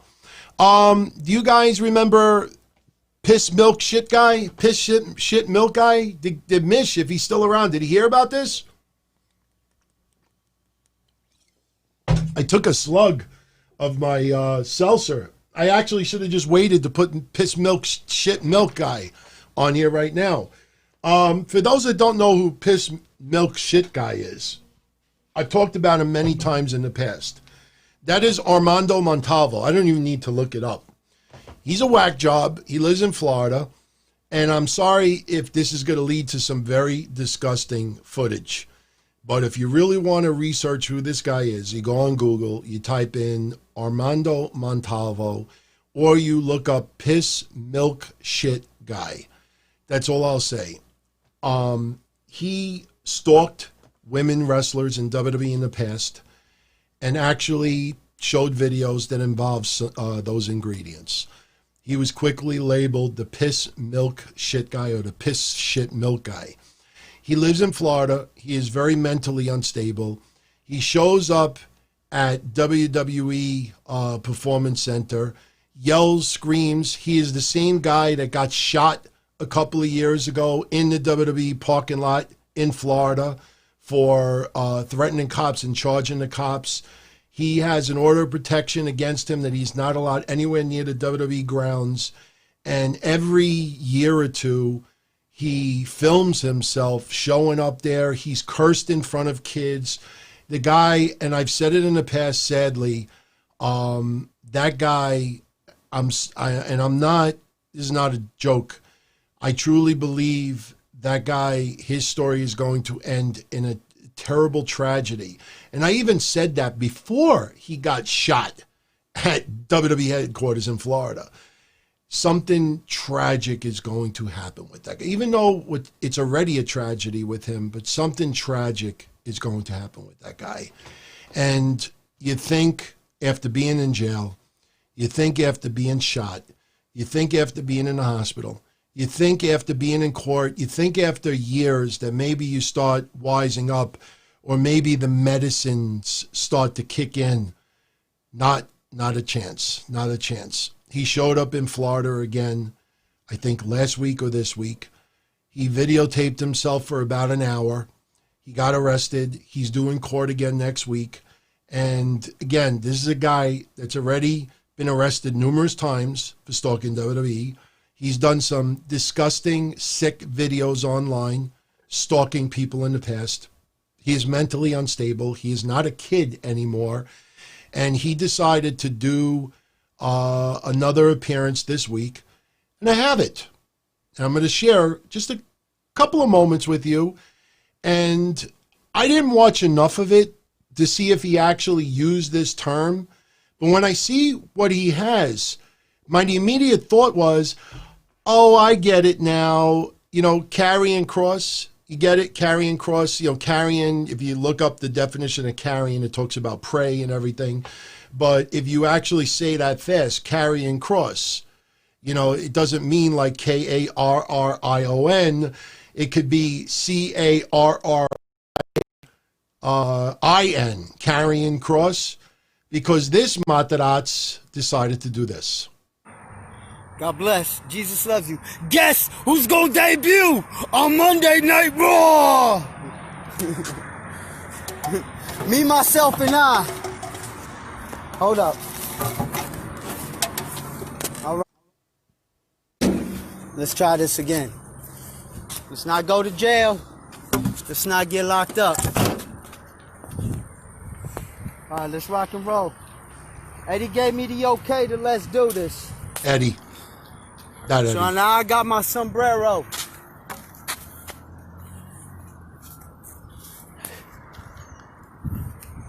God bless everybody throughout the world.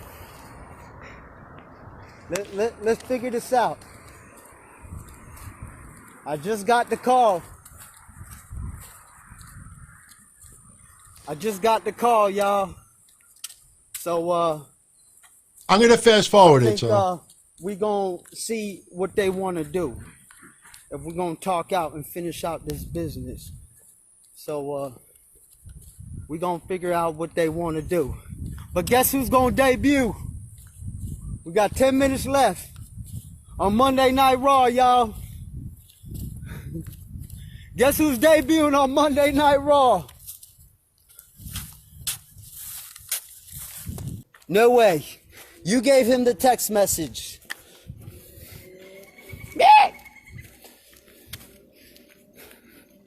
Hunter Hearst Helmsley told me to stop by. Uh-oh. Dinnernet.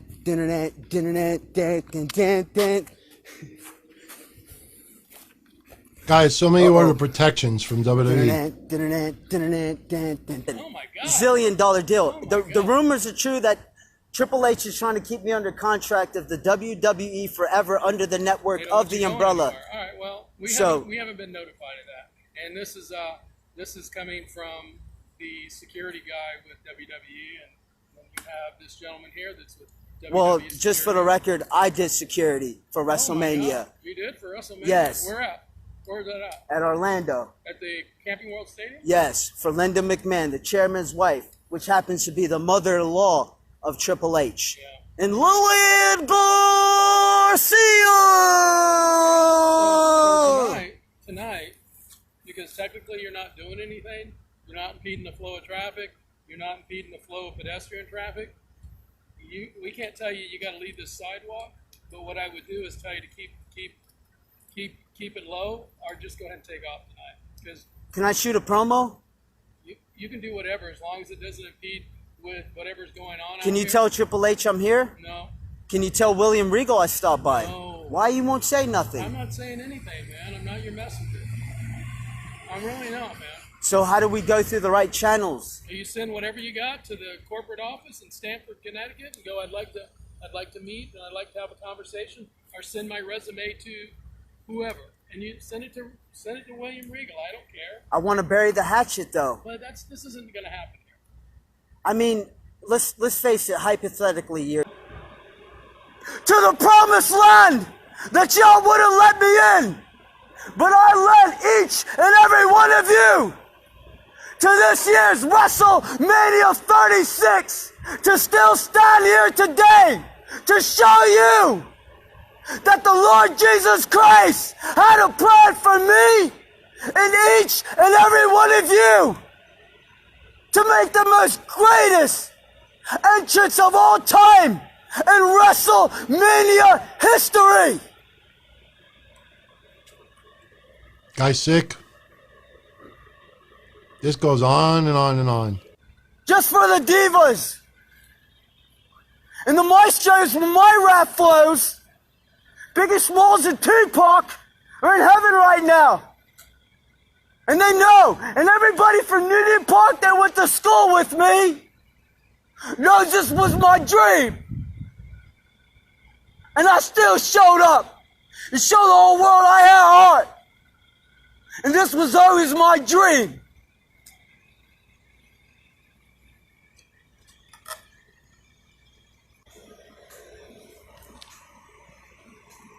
This goes on and on and on.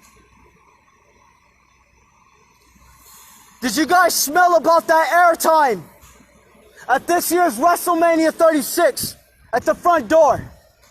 I'm gonna need that. And next time I'm bringing my burrito, I'm sorry. I'm sorry. I'm sorry, please forgive me. I'm not trying to scare you guys. Well, at least the divas, but I'm looking for an opportunity. God bless you. I'm giving out deep conditioning shampoos. I think that's enough. Got my ass kicked my whole entire life. I take care of myself. God bless you. Shalom.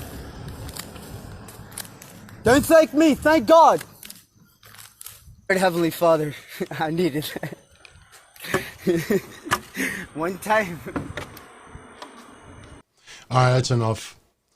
Guy's sick, man. And like I said before, this guy, he got shot a couple of times in the Performance Center. Shot, bullets. He's got order protections from WWE. Very sick. You look around the net, and if any of his videos are still out there, especially why he got the moniker of piss milk shit guy, extremely disturbed. And I don't like saying things like this, but I said this a few years ago, and I say the same thing.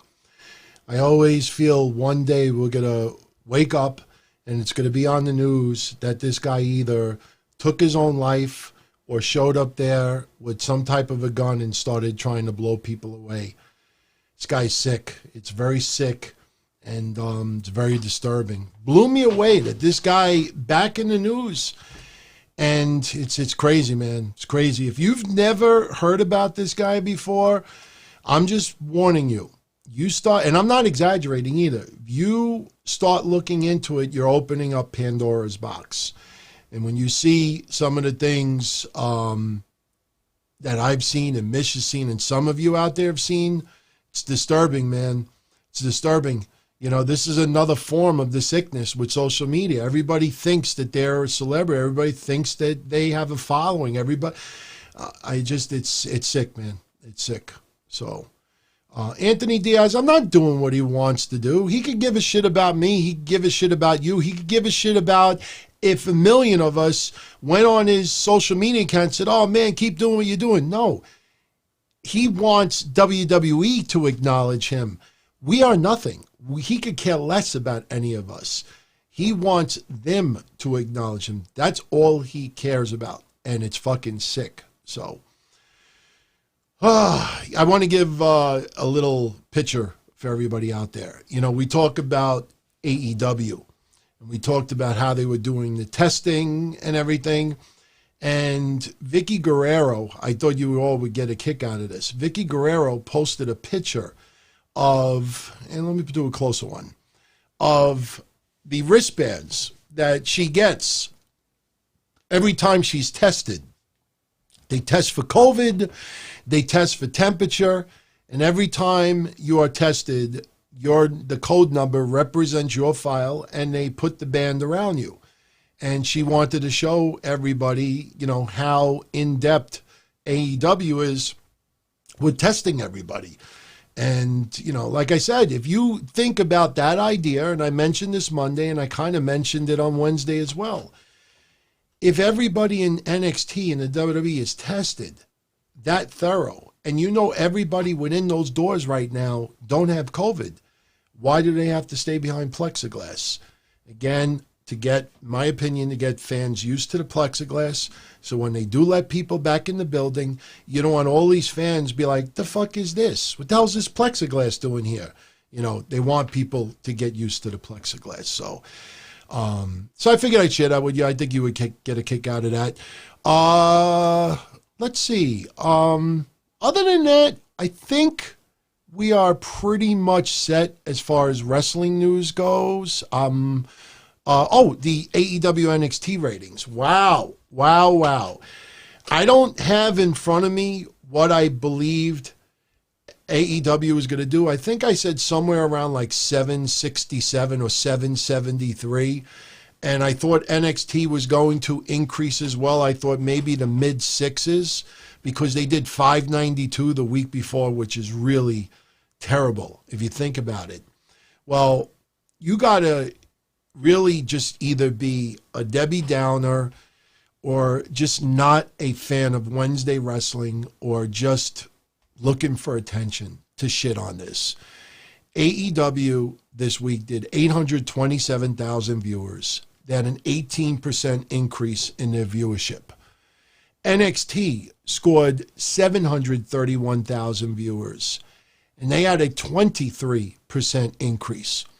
Now, when you add that up, and this is why I think it's so important, when you add that up, we have been talking about Wednesday night having about 1.2, sometimes 1.3 million viewers. All right, those two together come out to 1.558 million viewers. Yes, I watch one on television, I watch one on the laptop, and I take my notes on my computer. But even if I had a Nielsen box, the Nielsen box would not register my laptop.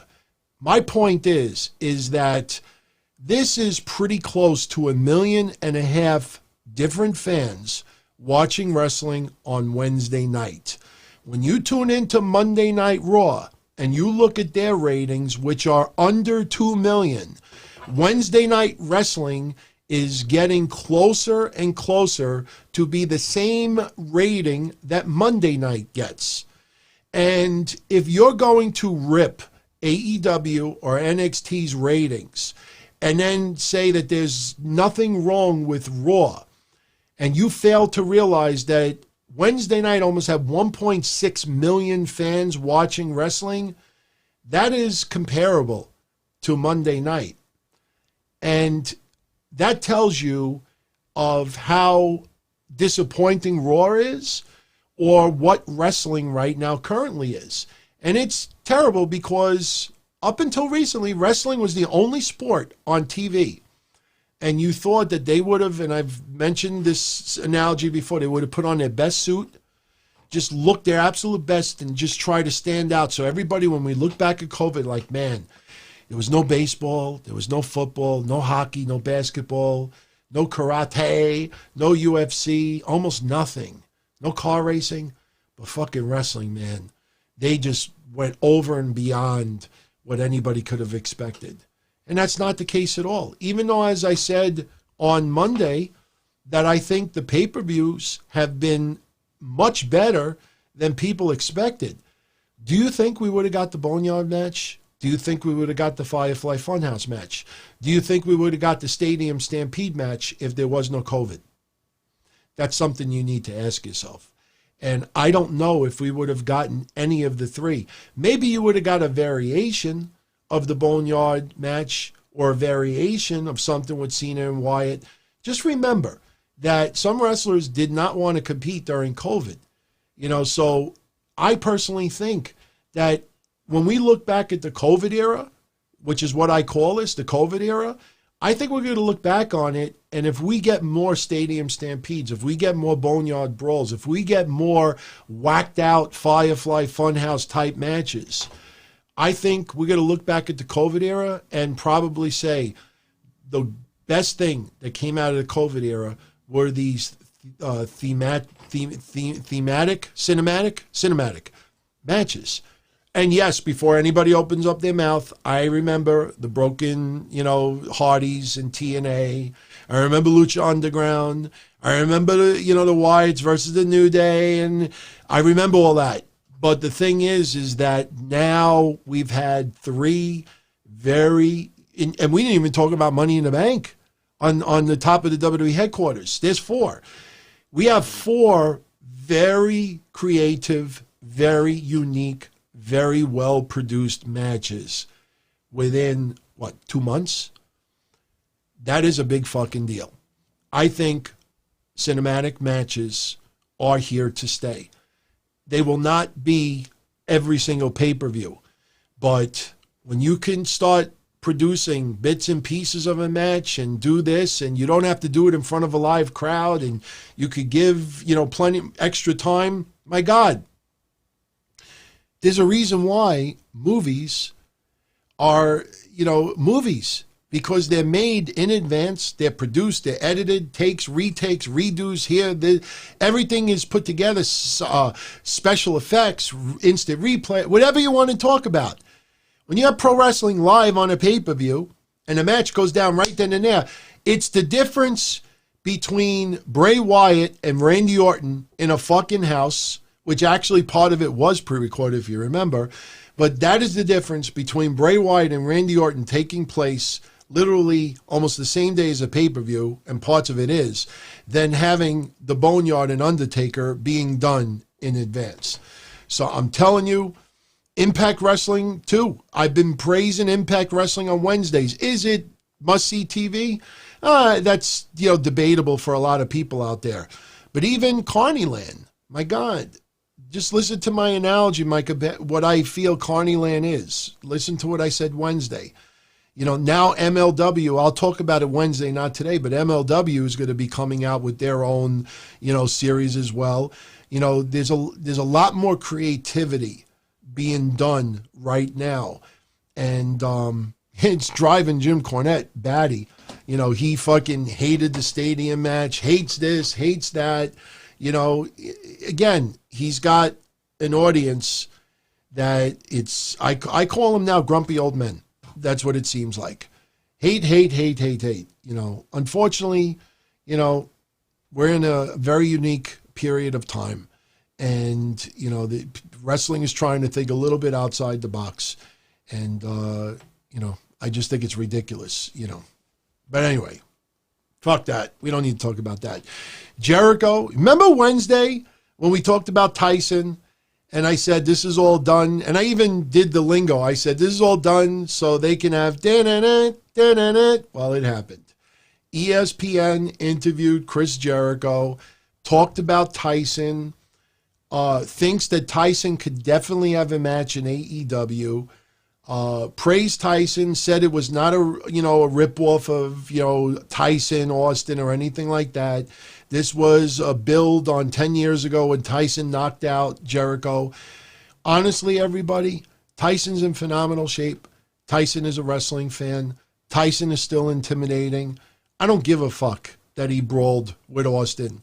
If anything, and maybe it is 10 years too late. I'll admit that. Maybe it is 10 years too late. But if they can actually do something with a match with Tyson and it comes off well, they may in fact end up doing more with Tyson in the ring than WWF did. However, and I've said this many times in the past, Tyson involved with WWF at the time it was, with Shawn Michaels and Steve Austin and DX, that was one of the biggest, most important parts of WWF taking over the Monday Night Wars. That will never be recreated. This will just be a little drop in a bucket as far as, Tyson doing anything right now is an entertainment piece. You know what I mean? It's a little nostalgia. It's doing something with, a very famous sports personality who still looks in phenomenal condition. But Tyson was still the baddest man on the planet in 1998.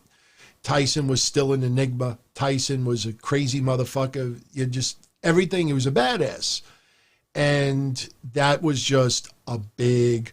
Any wrestling fans that were not alive or were not old enough at the time to experience how important Tyson was at that time, it can never be duplicated. It will never, ever be. You cannot compare the two. I enjoyed it. It did feel a lot like Tyson and Austin, but so what?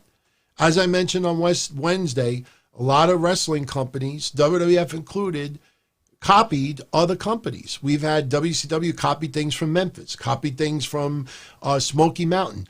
WWF copied from AWA. Some copied from ECW. Wrestling has copied wrestling many times in the past. WWF back in the day would take, WWE would take matches, ideas from TNA. And TNA would take it from WWE. That's the way it is. But they definitely admit that they brought Tyson in to get a little bit of a buzz and some publicity on mainstream media for AEW, and I thought it succeeded. It was not embarrassing. Again, I think it's a little unfair to compare Mike Tyson in 2020 to Mike Tyson in 98. Two different eras, two different reasons, Plus, I can't help but to keep thinking about something that nobody talked about the past week. All the Raw celebrity guest hosts, and some of them that got physical with other wrestlers. Didn't one celebrity do something with woo, woo, woo, woo, woo, woo? Wasn't there one that did something with Edge? Wasn't there one that did something with that? We had celebrity guest hosts and there was some that were fucking hilarious. Umaga beating up Jackass was one of my highlights. He just fucking laid in on them. That fucking actor, that comedian, that Asian actor that landed on his fucking head, that got tossed out of the ring, loved it. So it works both ways. But this isn't the first time we've had celebrities be part of physicality with wrestlers. Kevin Federline, great example. Kevin Federline. I'll never forget. I remember when WWF edited out part of it early on. When Federline beat Cena and he started throwing the money on the floor. And that's like the ultimate sign of disrespect. And I remember when WWF replayed some of it like a week or 2 weeks later, and they edited out all the things. It was funny because when they flashed the camera back, there's magically money on the floor. You're like, where did the money come from? But, that's another good example. And remember, Federline, that whole storyline was... Morrison was involved with that. So there were some good ones and there were some god-awful ones. So to turn around and just start singling out AEW, if you're a young fan and weren't around for a lot of the other things, totally understandable. when you're a veteran wrestling fan and you're just going off on this, you're just looking for attention. You're just looking to get tweet fucked. Plain and simple. So you don't have to like it, but to turn around and shit on it like it's a major rip-off copy, this is it. Give me a break. So wrestling went up to almost 1.6 million viewers on Wednesday night. That is a fucking good thing. There's no other way to put it. That was a good thing. By the way, Wednesday we were also talking about Reba. Remember Reba? The girl that was with Britt Baker that, seemed a little clueless with the board. I did not realize it. A little bit different hairstyle. Wearing the big T-shirt. I really didn't see the physique all that much. But for those that don't know, that follow Impact Wrestling, especially a couple of years ago, Reba, that was shown, was none other than Rebel, that was in Impact. She was a knockout, Rebel.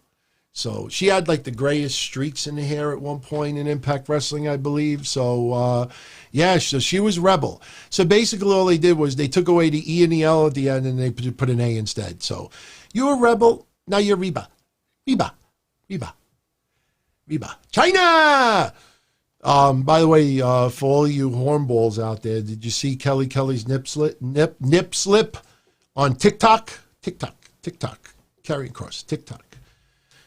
If you didn't see it, if you remember the infamous photo that I posted a long time ago where Kelly was on the beach and you could see like through the sands of the hourglass.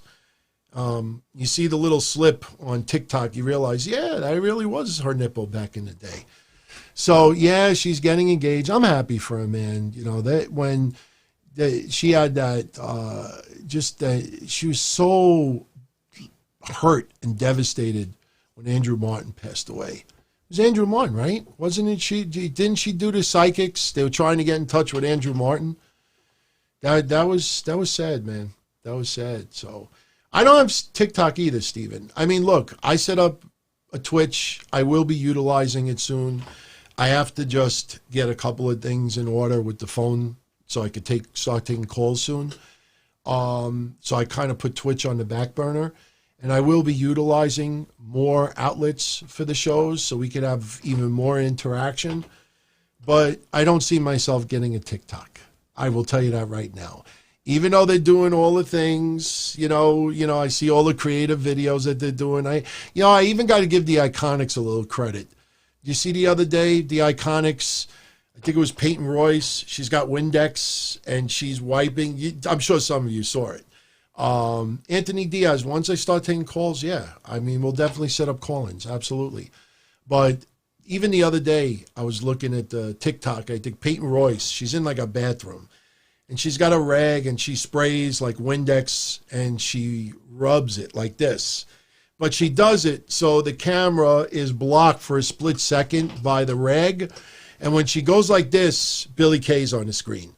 Then she goes like this, and it's back, and she's like, I rag on the Iconics. I thought that was very creative. So, we're going to talk politics right now. Well, not really politics. We're going to talk about what's going on in Minnesota. Just have some real life convo for a few minutes. I definitely need to take a little slug over here. I don't even know where to begin with this. We're not going to have an hour-long conversation about this, but I'm just going to give you my overall thoughts. I don't have anything rehearsed. I did copy what I tweeted earlier because I thought it pretty much spelled out well of what I was trying to say. But again, anybody could tweet a beautiful-sounding catchphrase, a couple of sentences.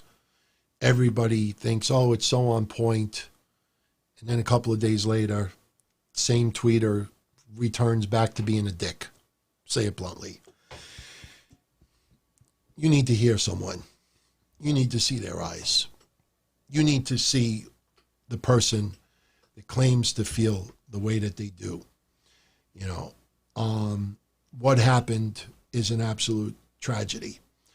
And I'll start this off with a little video clip that I saw posted. And this pretty much really, really pissed me off. You see this over here? I'm going to pause it. See this?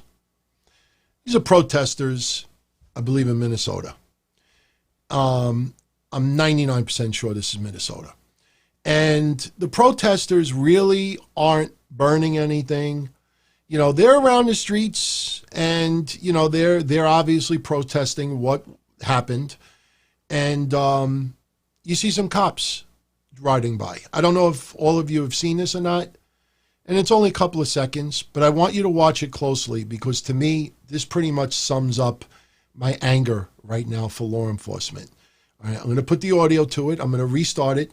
I just want you to watch as you see these cars going by. You don't see anybody throwing anything at these cop cars, but I want you to pay very close attention at the last vehicle that drives by. Watch this.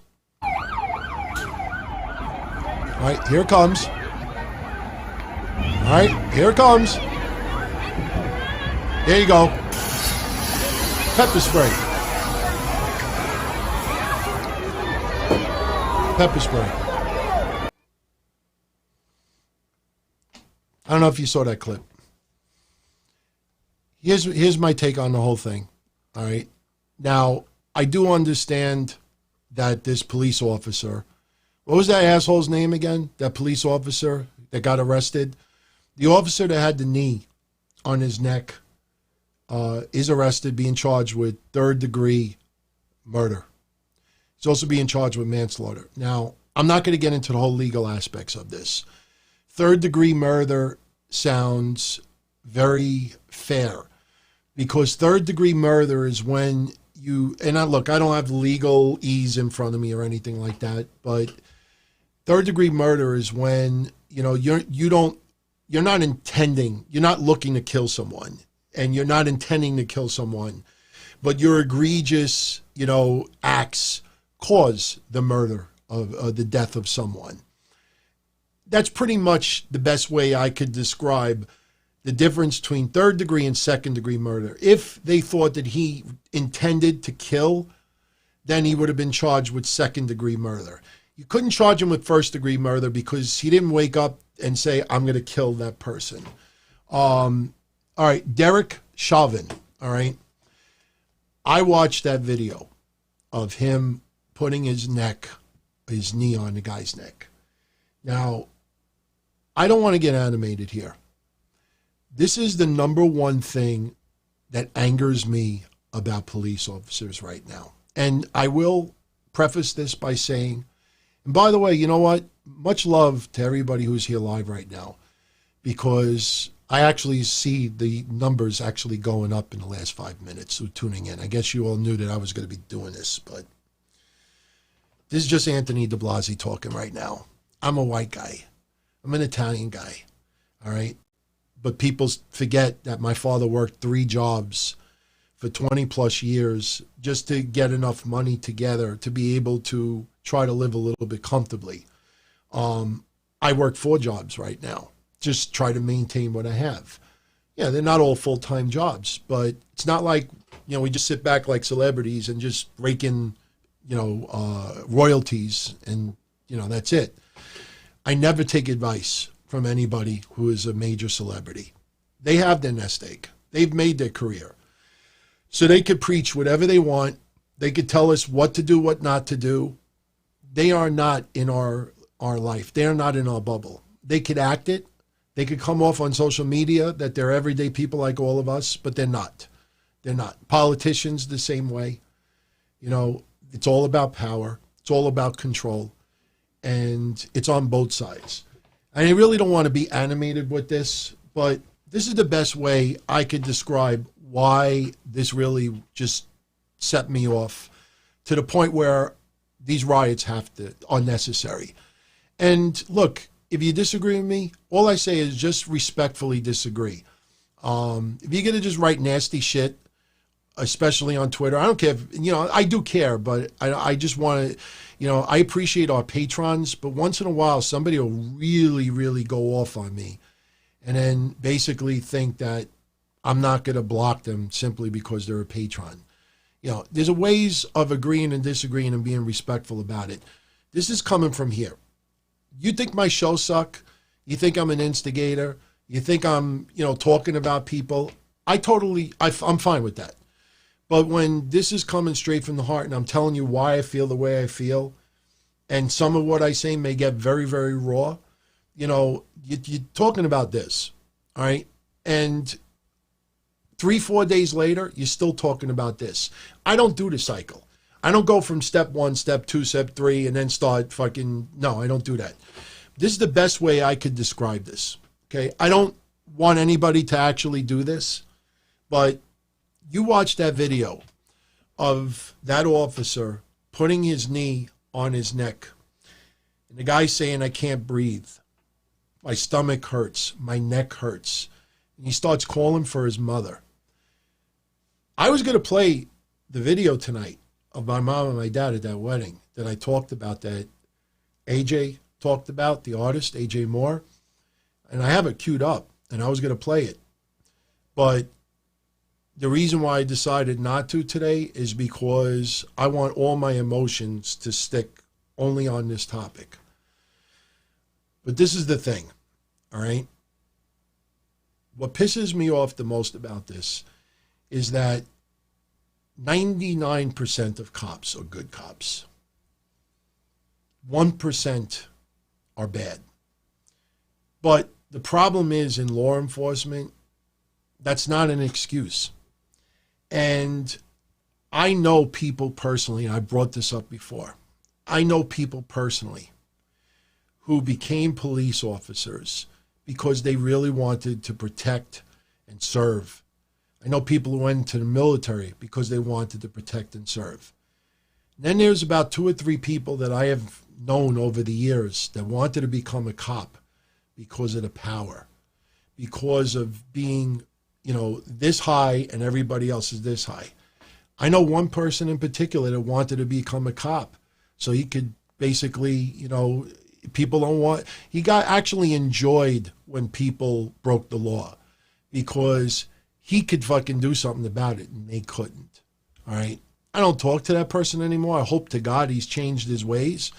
But you have a lot of narcissist people out there that crave power, that crave to be authority, that crave that they want to be a higher purpose.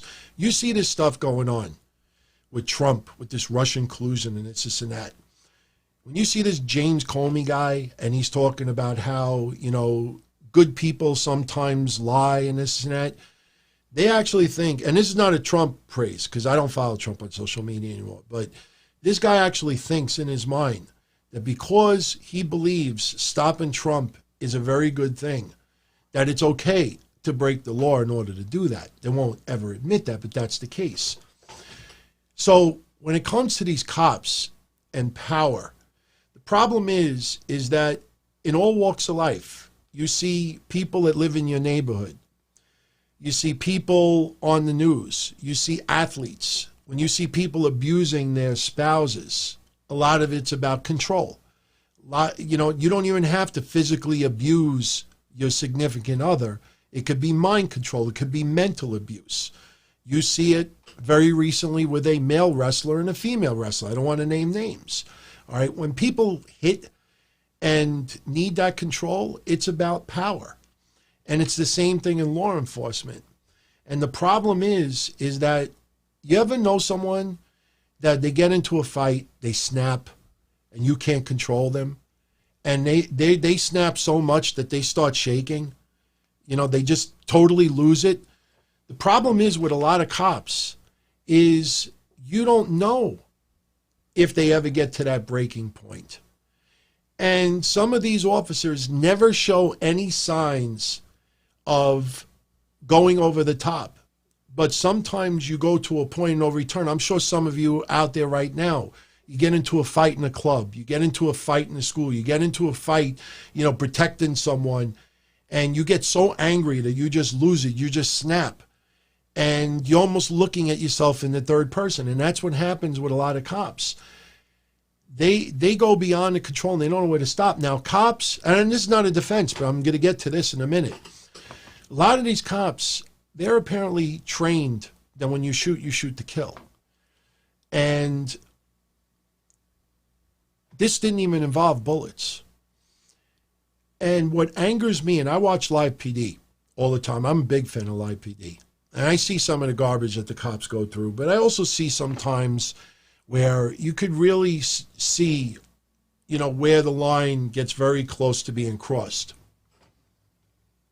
How many times, black or white, male or female, how many times have you seen somebody get arrested? Very recently, they showed a mother and her kid, I think in a Walmart or something. I think this happened last week, where they got arrested. And one of them was not resisting. There was even the week before, somebody got arrested and the guy's laying on the floor and he's like, "Officer, I'm not resisting. I'm not resisting. I'm not resisting." How many times have you seen on Live PD and other places? Now, they're very careful what they air on TV. How many times have you seen people on the ground, they're like, "I'm not resisting. I'm not resisting. I'm not resisting." And it doesn't look like they're resisting. In the case of Mr. Floyd, he's not resisting. And the thing is that when you have George Floyd on the floor and you got one officer with his knee on his neck, you got another officer on his back, and he's got handcuffs on, all right? Again, this is a really bad analogy, but this is what I thought about. If this was a pillow right now, and I decided to take any person, anybody out there, an animal, a pet, a parent, an elderly person, a bum down the street, someone I hate, someone I love, if I take this pillow and smother their face with it right now, what is that person going to do? That person's going to do everything possible to try to get a breath of air to eliminate this pillow being shoved in their face. So when you have a cop has their knee on someone's neck or twisting their arm a certain way where it's about to be snapped, police officers think that because they have a badge, that somehow you can fall into a zen and just relax. So when they're putting cuffs on you and they're about to break your arm, and you're just trying as a physical, scientific reaction, my arm's not supposed to twist this way, let me try to put it back so it doesn't break. Oh, but because an officer is arresting me, relax, relax, relax, relax. Like, you're supposed to physically and scientifically not react to having a pillow shoved in your face, to have your knee in someone's neck and have knee in somebody's back, to have somebody have you in a chokehold, to have 5 guys holding your arms in ways it's never supposed to, as if they're Stu Hart, you know, doing submission moves in a dungeon. And because it's an officer, okay. Hey, all right. That's okay. That's what gets me sick about this. Even if the man was resisting, if I'm walking down the street right now and a couple of people jump me and one puts his neck behind my fucking, his knee behind my fucking neck and holds me down and I can't fucking breathe, I'm going to fucking do everything I possibly can to get out of that position so I can breathe. It's because it's this asshole officer. Stop resisting. Okay. All right. All right. You physically can't stop. It's a regular reaction. And, you know, when you start thinking about it like this, every time I see somebody who says, "I'm not resisting, I can't breathe, I can't move, this hurts bad," you can't assume that they're just lying to you. Because if they're not lying to you and you seriously injure them or you kill them, you know, I had no intention on killing them. You know, you can't fucking turn around and say, "I didn't believe him." How many times have you ever heard a cop say, "I didn't believe him"? Because that's not an excuse. Have you ever really heard a cop say, "And when he said he couldn't breathe, I didn't believe him"? You don't really ever hear that excuse. And thank you, Chad. feel free to rewind this. But I made a list of names. Some of them from when I was younger. And I know I left a lot of names out. But I'm not criticizing any presidents right now. And I'm not praising anybody either. But when you read online that this is Trump's America of what's going on, remember that a lot of people said this is Obama's America when some of these tragedies went on. This is Bush's America. This is Clinton's America. Yes, even Reagan's America. This is not something that just started a couple of years ago. It has been going on for decades and decades and decades. WWE and a lot of places could put these beautiful inspirational videos on Martin Luther King Day, you know, and play his speeches and everything. Well, guess what? We have been seeing speeches, we've been seeing marches, we've been seeing peaceful protests for decades and decades and decades. And guess what? It didn't do shit for Rodney King in Los Angeles, 1991, Malise Wayne Green in Detroit, 1992, Abner Louima in New York, 1997, Amadou Diallo in New York, 1999, James Brissett and Ronald Madison in New Orleans, 2005, Sean Bell in New York, 2006, Oscar Grant in Oakland, 2009, Kelly Thomas in California, 2011, Eric Garner in New York, 2014, Tamir Rice in Cleveland, 2014, Michael Brown Jr., Missouri, 2014. And by the way, Tamir Rice was only 12 years old. Dontre Hamilton, Milwaukee, 2014. Dante Parker, California, 2014. Laquan McDonald, 17 years old. That's the infamous video, and I still see it to this day, where he was surrounded by cops. He had a knife, and he started walking away from the cops. And he walked away from the cops, and they shot him 16 times. It's on video. 17 years old, Chicago, 2014. Sam Dubose, Cincinnati, 2015. Walter Scott, 2015 in South Carolina. Walter Scott got pulled over because of a broken brake light. He got out of his car and started running away from the cop. And you might remember this one from 2015 because it looked like he was running in a park. You see the still shot of him running away from the cop. And the cop is like this, to his back, killed him 8 times, shot him. William Chapman II, Virginia, 2015. Freddie Gray, Baltimore, Maryland, 2015. Eric Harris, Oklahoma, 2015. Tony Robinson, Wisconsin, 2015. Alton Sterling, Louisiana, 2016. Terrence Crutcher in Oklahoma, 2016. Philando Castile, Minnesota, 2016. Go see that one. Got pulled over with his girlfriend, and for a broken taillight. He said he had a gun in the car, but it was licensed and it was in his glove compartment. His girlfriend streamed it on Facebook Live, and he was going to get his license, and the cop shot him dead. It's on Facebook Live. I don't know if the video is still out there. Antoine Rose Jr., Pittsburgh, 2018. Stephon Clark, Sacramento, 2018. Ahmaud Arbery, even though that was not a cop, but I included in there, Georgia of this year, and George Floyd from Minnesota in 2020. Ahmaud Arbery pisses me off because that is racial profiling to the umpteenth level. Because you saw a black person at a construction site, you immediately think that they committed a crime. So you start chasing the person. Then there's other video that he might be grabbing the other guy's rifle. Motherfucker, if I'm running down the street trying to avoid someone that pulled a gun on me, and then I get into a confrontation and the guy has a fucking rifle and he's trying to shoot me, of course I'm pulling that motherfucker rifle away from him. Try to save my life. So if I take out a rifle and start chasing someone, and that person tries to pull the rifle away from me so I don't shoot him, and then I shoot him saying, oh, it was self-defense? No. So where does this leave us now? I always believed for years and years and years, peaceful protest. Do not light up a city. Do not riot a city, because you don't know the business owners that you're destroying their lives. Fuck COVID. Look at COVID. Look at how many businesses have been destroyed because of this virus. You see any real sympathy there? No. If you go back to work, you're killing grandma. Oh, because it's a nail salon, you could open a nail salon somewhere. What money? People, it's also mental.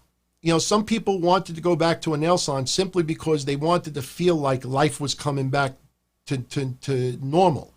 It wasn't that, they cared about their nails more than grandma, So you have all these businesses in Minnesota right now.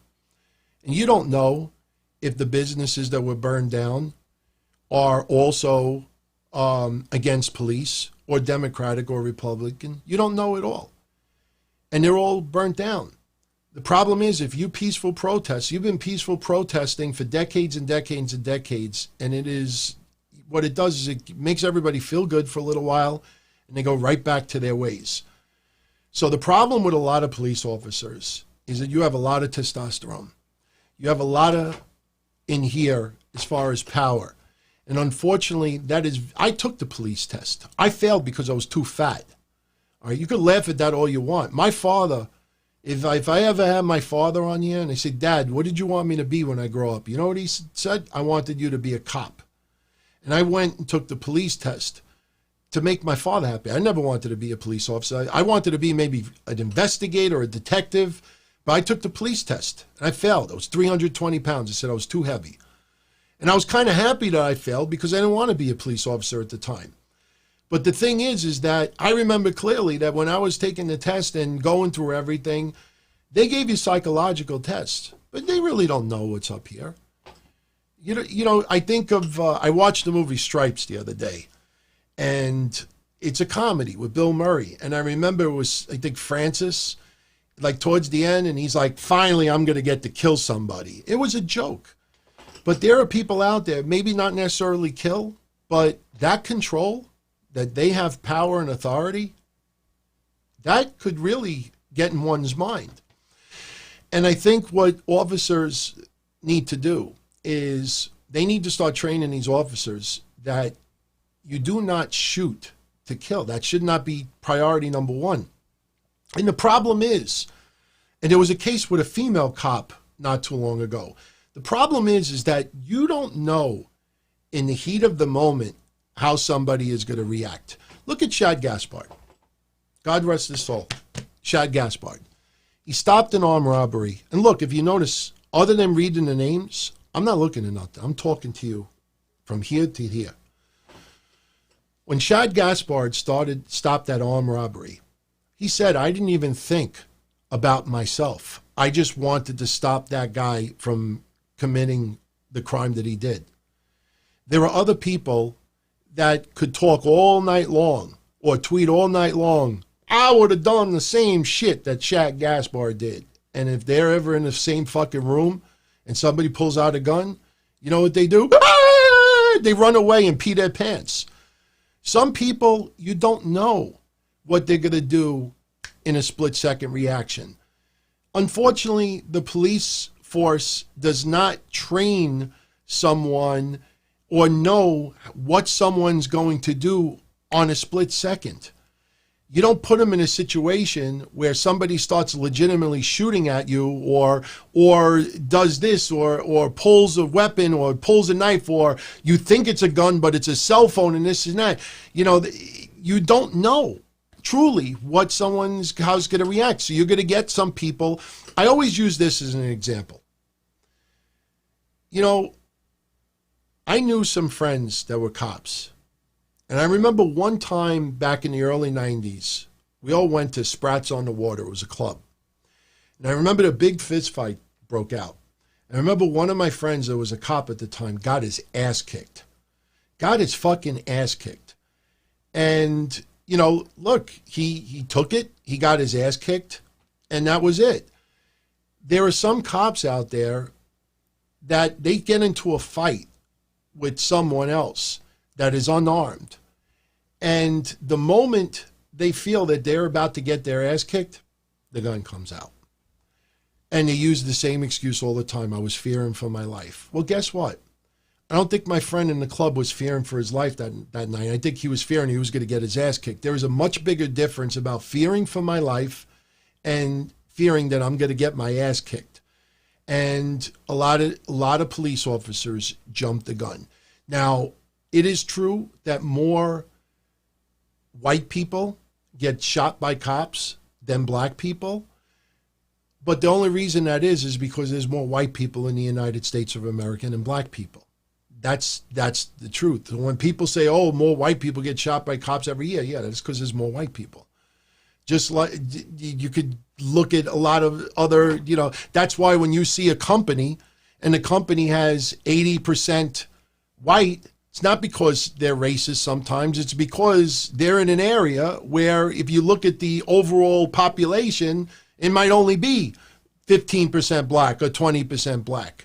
That's the reason why it happens sometimes. It's not about, race. It's about, if you're in a country or in an area where one demographic or the Asian demographic is only 6% of the country, oh, how come there's no Asians in this company? Or there's only 1 or 2? Well, because out of every 100, 96 aren't Asian. So the bottom line is this. The reason why I feel these riots are necessary, and I can't believe that I'm saying this, but I truly believe it. I thought about it really long and hard, is because I realize now that for decades and decades and decades, there's been so many peaceful protests. There have been riots over decades and decades as well. But unfortunately, most of the time, police officers are let go. They're getting convicted a little bit more now because of video. If there weren't cell phone cameras around, a lot of these officers would have made up whatever story they made. He was going for his gun. He was doing this, doing that, whatever it is. He had his hand in his pocket. There's a million excuses they could give, and then they get let off. So the video obviously helps in a lot of cases. You look at that guy that was running away, the one I mentioned earlier. You look at that. Look at that 17-year-old that had the knife but was running away from the cops, and they shot him anyway. Video wasn't there. They could have said that he just lunged for the officers. Nobody would have ever been able to prove otherwise.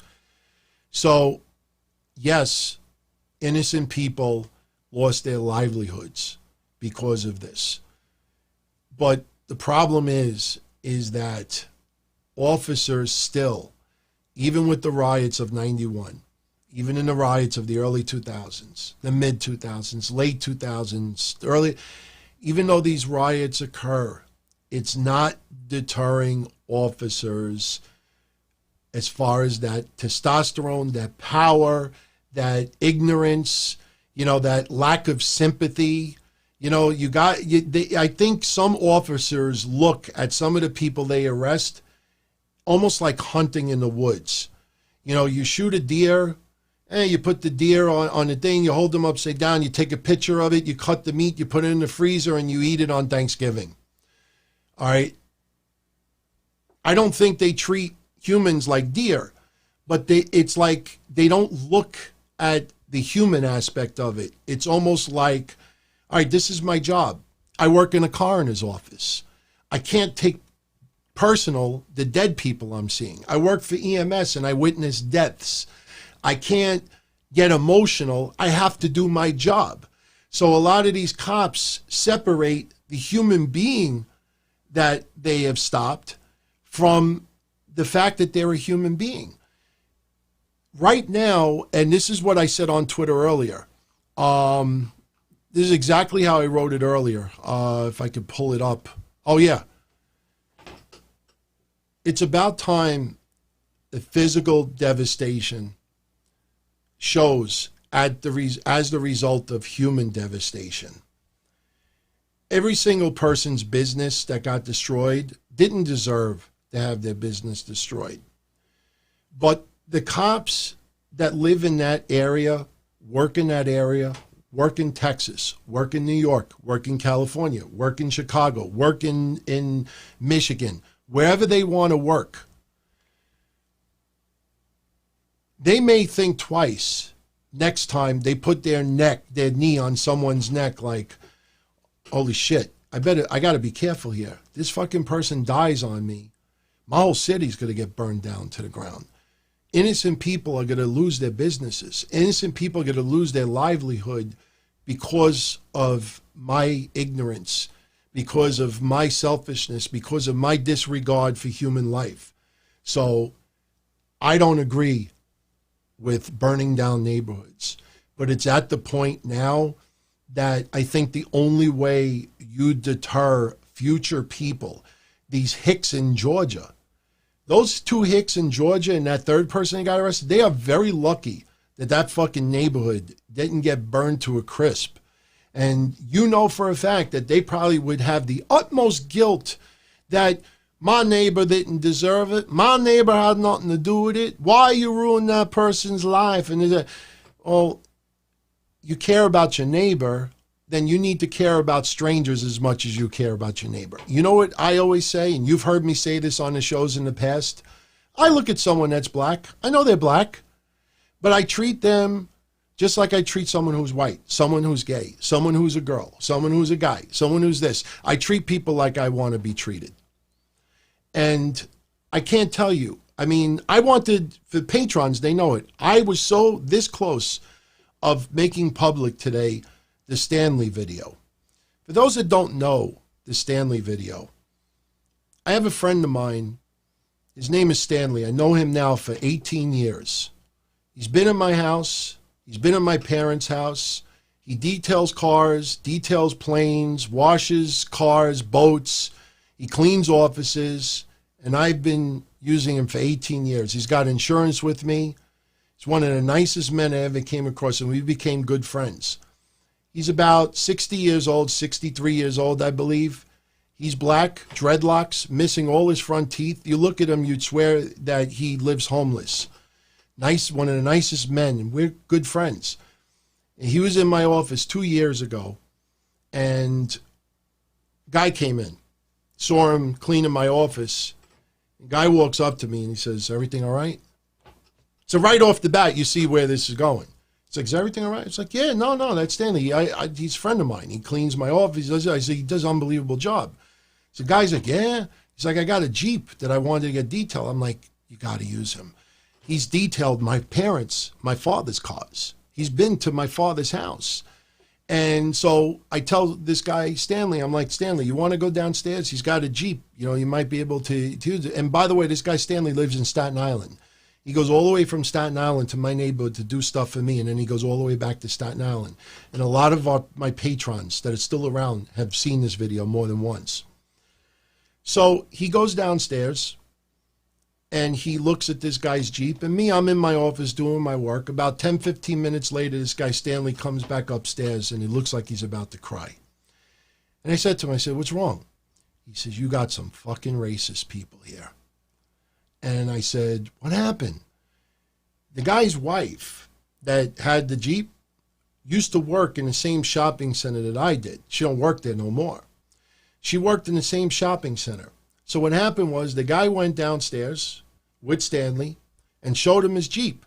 So Stanley's looking at the paint, he's looking at the seats, and he's looking to see how much to give this guy a price.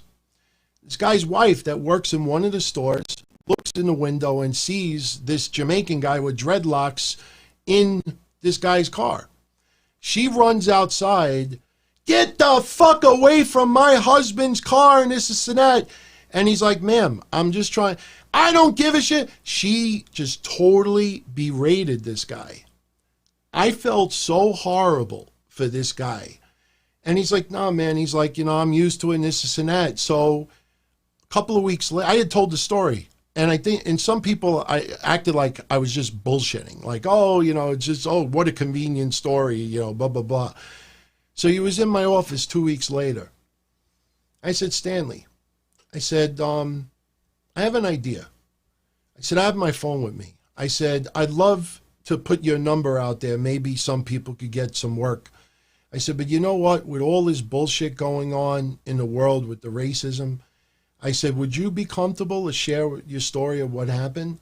He's like, "Oh, I'd be fine with it." So I opened my video and I introduced everybody to him. We talked about our friendship for about, it was 15, 16 years at the time. This is 2 years ago, so now it's 18 years. And I said, "Stanley, what happened 2 weeks ago?" And he started telling it. And he came back upstairs. And then I said, "Stanley, what did you say when you came back upstairs?" And he looked at me and says, he was dodging it. I said, "Stanley," I said, Tell me you didn't say that you got some racist motherfuckers. And he felt guilty saying it because I'm a white person, and he felt guilty to say to a white person, albeit his friend, you got some racist fucking people in this neighborhood. And we had a very deep conversation about race, and it was beautiful. It wasn't good shit or anything like that. It was two guys from two totally different walks of life that were just friends that didn't give a shit if someone's white or someone is black. And a lot of people were taken back by that video because it was real. And, you know, I'll just say this, and Naya saw it, she's seen it. You know, I don't make up things. I told you, I'm not a good liar, and I don't ever want to be caught in a lie. And I always felt if I just tell the truth, even if the truth is boring, at least 5 years from now, 10 years from now, I don't have to worry about it coming back to me. I've had people lie to me about stuff, and they get caught 2-3 months later in their lies and don't even realize they got caught.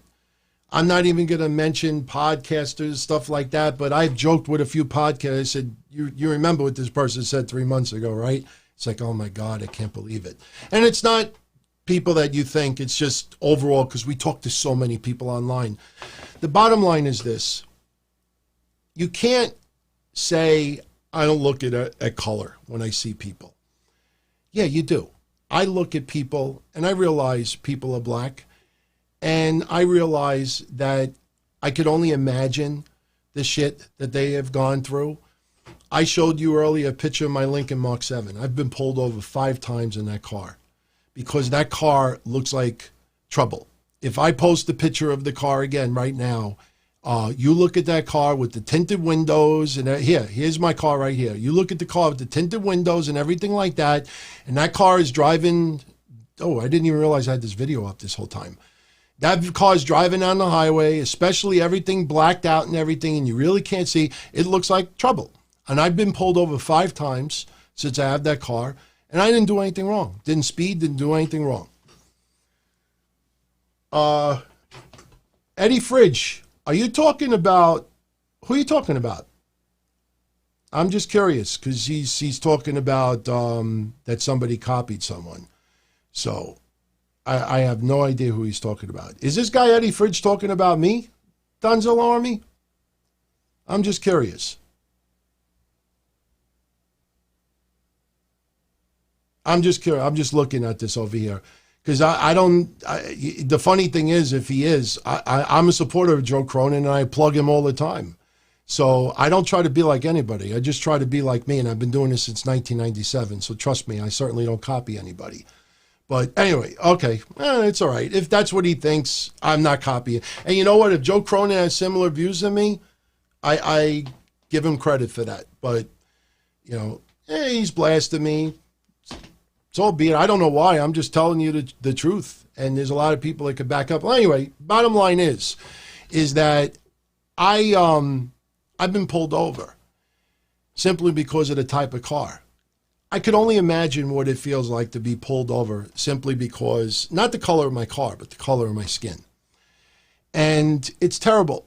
And it goes on both sides too. Because even the other day, somebody on Twitter, I'm not going to say who it is, he posted something about Ice Cube.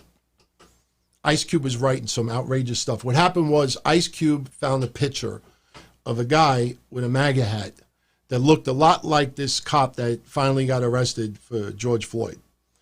And he was putting the two together. Now, this guy with the MAGA hat was not the cop. It was two totally different people. And people were telling him, you know, Cube, this is not the guy. This is not the same person. But just because he was wearing a Trump hat, that he was guilty. And I had made a remark that Ice Cube is melting. Because you don't need to add falsities to a tragedy to get your point across. It's disturbing. There's a lot of people in all walks of life, all colors, all creeds, all sexual orientations that are really shaken by this. There's some people out there that will use it for attention and whatever, but Chris Hansen, I don't care that Joe Cronin did it first. That's cool. Good. Give him credit. Everybody, let's give credit. Joe Cronin did it first. I don't know what he did first, but whatever he did first, good. Good. I'm glad. I'm glad that like minds think alike sometimes.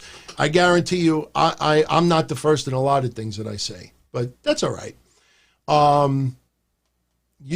You feel that way about me? You're the one listening to me. I'm not listening to you, but that's all right. So anyway, I could only imagine what this feels like, and I'm not going to pretend to feel what this feels like. I've told the story when I dated the Jewish girl, and all that Jewish family did was make fun that I'm Italian. You know, making fun that, oh, they don't have that lasagna stuff, and making fun of this and making fun of that. I worked at Ben's Best, and I've told that story so many times. People didn't want me to serve them because I wasn't Jewish.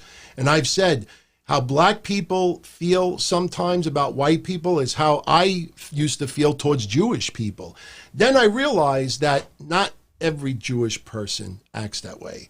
And just by everybody tuning in live right now, if you look at the people chatting right now, there is every nationality, there is every sexual orientation, there is every walk of life that tune into this show. And I have friends, I have podcasters who are in relationships that are mixed.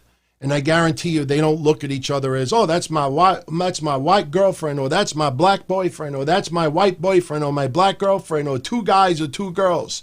They care about each other. That's all that fucking matters.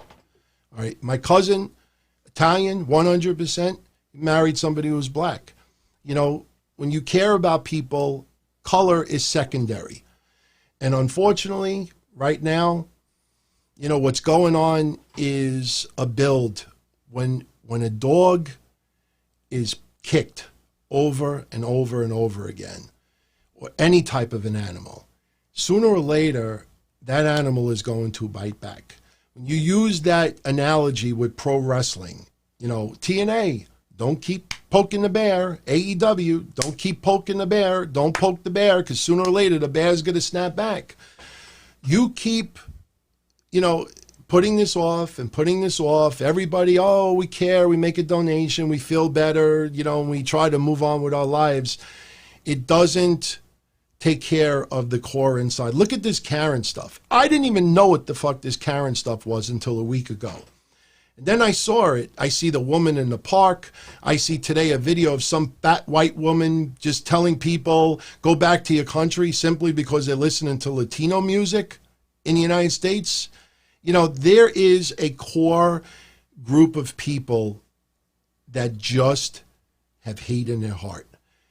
That's not going to go away for another generation. And that's why I feel, in my opinion, although I feel terrible for everybody whose business was destroyed, I look at it like, this is such a bad analogy, but all right, you're at a party. You're at a club with 100 of your friends, or you're at a school event with 100 of your friends, or just a big party. Everybody's getting together. We're looking forward to this big party. Everybody, we're all going to get together. COVID is over, and we're all going to have a big party, and 100 of my friends are there. And then me, I decide to be an asshole and start picking a fight with someone over a girl or something like that. And then the club turns around and says, everybody go home. That's it. And I ruin it for everybody. You know, me, I don't give a fuck. I got into a fight. I get thrown out. I go home. That's the end of it. But now I just ruined it for 100 people that did nothing wrong.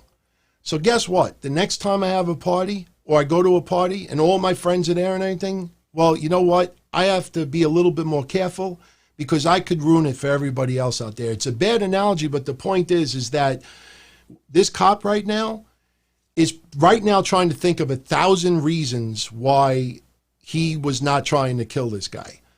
But his city just got burnt down as a result of it. And you're poking Antifa, because you have Antifa right now that is just waiting for moments like this to go and push their agenda, and they blend in with protesters. A lot of them are wearing masks, so you can't tell who is who, and this is and that, and this. And by the way, isn't it funny that suddenly COVID is not, you see any surgeons out there, you see any doctors out there, everybody, if you want to protest, please, social distance, fuck you. Fuck you. Suddenly it's not a priority anymore. This is starting a chain reaction. It's not going to be just about what happened to Mr. Floyd. It's not just about, you're going to see this chain reaction. You're going to see protests and uproars, and people are just fed up with this stuff.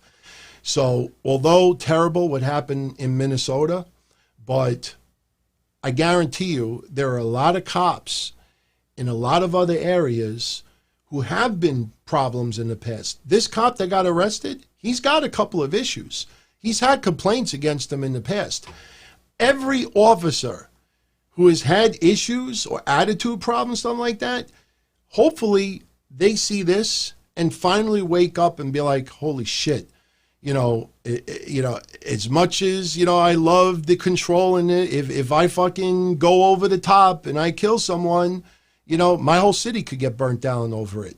Me, okay, I like to drink and drive and this and that, or I don't think it's a problem. I have a couple of drinks, I go on the car, and blah, blah, blah, blah. Well, guess what? While I was on the highway today, I actually cut somebody off and he got into an accident, but luckily he didn't get my plate. Or I hit this person, but I left the scene and they didn't get my plate. Dodged a bullet. Well, guess what? The next time I might kill somebody on the road, and then there's my whole fucking life. My family is ruined. I'm ruined. This and that. So maybe that scares me straight not to do it again. So I think right now, as terrible as it is of all those innocent people that lost their businesses, they pay taxes. Minnesota failed them. Their police force failed them. The riots, a lot of the police are nowhere to be found. We don't know if the mayor or the governor told the cops, stand down. We don't know. But all we know is that Minnesota failed their community. They failed that gentleman. They failed the residents. They failed the business owners. Yes, you got Antifa and you have some jerk-offs mixed in with it that are just looking for a reason to cause destruction. But at the end of the day, if another George Floyd happens, those officers in different areas may think twice that when someone is complaining or can't breathe or something like that, you're still a cop if you take the knee off. He's still in handcuffs if you lift the knee. He still ain't going anywhere if he's being held down by two other officers. My God, if he was that much of a threat, fucking put handcuffs around his ankles and that's it. If he tries to get up and run away, it looks like a bad cartoon. But instead, you got all these people, you're hurting him, you got to kill him. That's just awful. There is no excuse for it. And what's bad about it is it took so many days for this guy to get arrested that if it was you or me, on a suspicion of murder, we would have been arrested immediately. So video is absolutely crucial, because if there was video for some of those names that I mentioned earlier, some of those tragedies would have never happened. The more video, this destruction, people have had it. I don't like the violence. I don't like the riots. I don't like what I see. But all I know is peaceful protests don't seem to be getting through the heads of law enforcement. Peaceful protests don't seem to be getting into the heads of district attorneys that decide not to pursue charges. Doing peaceful protests doesn't seem to be getting into the heads of the Karens out there or the Matarazzas in Georgia. And on the flip side, blacks that profile every white person or every Trump supporter, or white people that profile every black person, or this, people have to start thinking that shit, it's got to wake them up. But until it changes in here, it's going to continue. So I don't think it's going to change anytime soon. If you look at that list, you look at 2014 and 2015, just those 2 years, it is outrageous, all the stuff that went on. And you look at all the different presidents that were in office, and this still went on. I'm telling you, it's a deeper issue, because that you can't tap into someone's mind, and you don't know how they're going to react in a split second, and you don't know if they're going to just explode or they're going to overreact. And let's also be honest too, and I swear again, I'm not talking about the majority of police officers out there, but there is a core group that are going to overreact, that are going to go over the top. There's a core group that are obsessed with the control and the power. You know, and not only that, there is a group of people, I hate to say it like this, but are pussies that are, you know, like a petrified. Oh my God. You know, like I said earlier with my friend in the club, he was afraid he was going to get his ass kicked. There's other cops out there that they interpret getting their ass kicked as being killed. So change is not going to happen fully. I don't think it'll ever change permanently for good.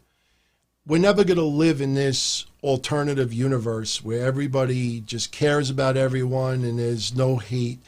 There's always going to be jealousy. There's always going to be that craving for power. You see social media, that craving for attention, you know, just that obsession for likes.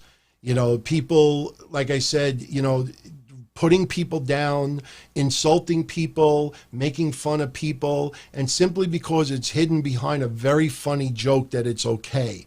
And then somebody on the opposite side doesn't take it that way and gets very, very hurt over it. Then you feel bad, and you don't mean it like that. And then a day or two goes away, and then you're right back to where you were before.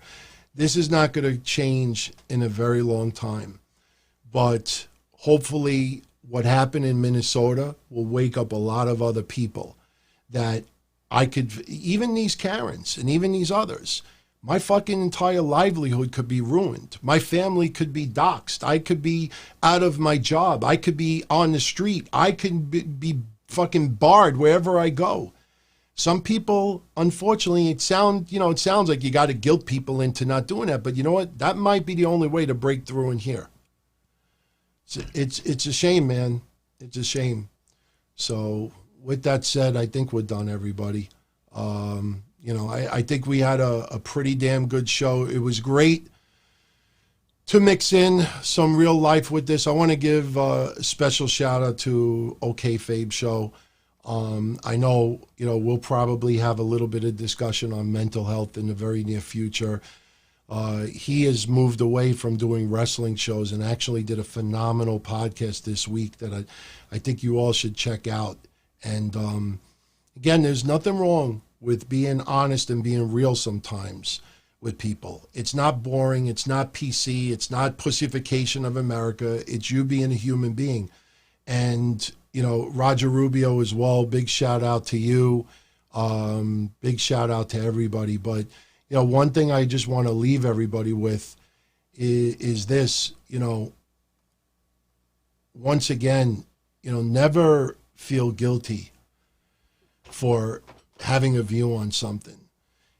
It may be an unpopular view. It may be a boring view.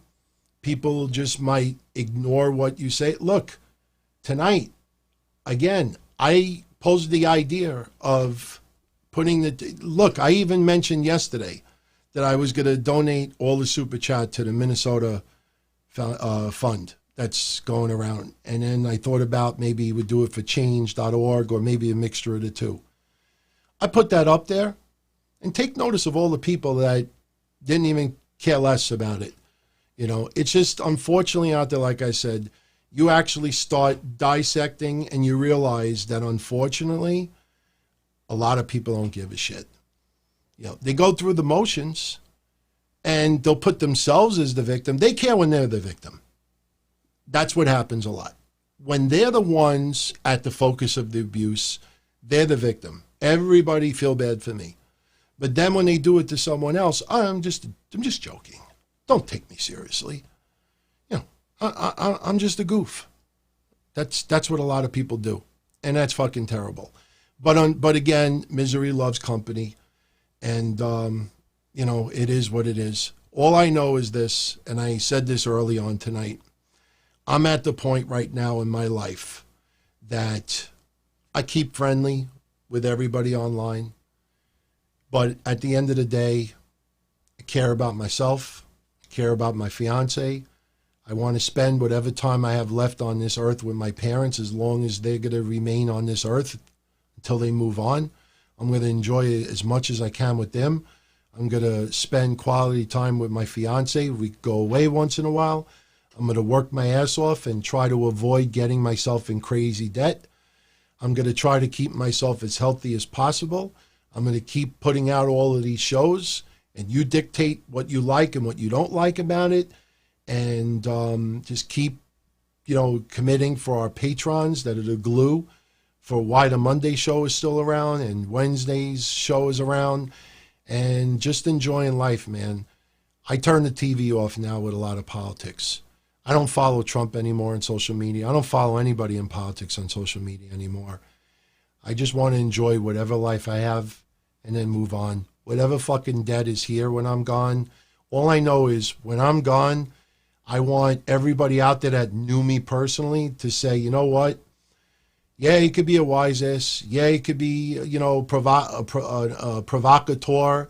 Yeah, I could instigate stuff. Yeah, I could just really get under people's skin. But at the end of the day, I was open, honest, genuine, and I truly gave a shit about my surroundings. I try to treat people the way I want to be treated, and that's it. And the only way you know that in people is in time. Anybody could podcast themselves into sounding like a hero. Anybody could tweet themselves into sounding like they're a superstar. But you see through everyday actions. You see through gestures that nobody knows about. Some of you I met privately at a big event last year at Lucky 13. And those conversation interactions we had that no one else will know about it. And, that is the true connection between people, and that's it. Look, when I put that link up for AJ Moore doing that beautiful artwork for Shad Gaspard, almost everybody ignored it. And it really bothered me because I was like, wow, all these people, they're all paying tribute to Shad Gaspard, and they're just sitting on Twitter, just bitching and complaining. Here they could go live and go witness some beautiful artwork in real time. And maybe they're not into artwork, but stop by and, say hello and show support for someone, fellow person that, is into wrestling and paying tribute as well. And they were too cool for school for it. And then when the focus went on to them about things, now everybody's got to stop and do this to them. Everyday actions. When you see people ignoring certain things, but they'll tweet other things simply because it gets them attention, get tweet fucked, they get follow backs, you realize that that's what they care about. They don't tweet based on this. They tweet based on this. Not into that, man. So I want to thank everybody for tuning in today. I know we didn't do much with Super Chat tonight, but that's cool, man. This page is not about just Super Chat. I mean, it helps once in a while, but I will tell you that I will be making a donation over the weekend for both the Minnesota Fund, Freedom Fund, and Change.org. I'll post it next week, and they'll be from all of us over here, everybody that tuned in, even the ones that are hardcore Joe Cronin fans. I don't know why they got upset with me. I'm a fan of Joe Cronin. I follow him on social media. I plug his stuff all the time. I'm not in no competition with him. He's a good dude. I don't know why, people are like trying to make a little friction there, but, we're on the same boat, man. And like I said, just treat your neighbors like you want to be treated. You come across people that you don't know, you treat them like you want to be treated. Not everybody is going to be receptive. And you remember a couple of months ago, I told the story. I went into the post office, and this is before COVID, like 2 months before COVID. Went into the post office, and as I was leaving, some woman was walking in, and I held the door. You walk out of a store, and you're walking out, and somebody's about to walk in, and you hold the door to let them in. I held the door, and she looked at me. She says, I can hold the door myself. I don't need you to do it for me. I was like, yeah, no problem. And I just kept walking. I'm saying to myself, wow, what a fucking bitch. That's how some people are. You're always going to come across assholes. Just show niceties. Don't let it get to you. move the fuck on. And that's it. I thank everybody. Sorry that this was a long-winded rant, but, I just wanted to express how I felt about it. I wanted to give you the view in the eyes of a older white Italian guy that how I view it. I will never pretend to act like what it feels like for somebody of color or gay or anything to be, and considered an outcast or profiled simply because of what I just said. But I could tell you from deep, deep inside that what I see I don't like, and what I research, it bothers me even more. And trust me, I'd rather everybody just get along with each other and no drama and everybody just love people for who they are than have these wars, man. It's not healthy. Nobody wins by it. It just makes things worse. And, I hope to God it gets better. I hope to God it gets better. But I think there's going to need to be a lot more destruction. But be careful also. I know I mentioned Antifa to single them out, but be careful of the people that just want this country to hit rock bottom. They're going to use every tragedy to get their agenda. No fucking reason why the CNN building should have been torched today. No reason why some other areas.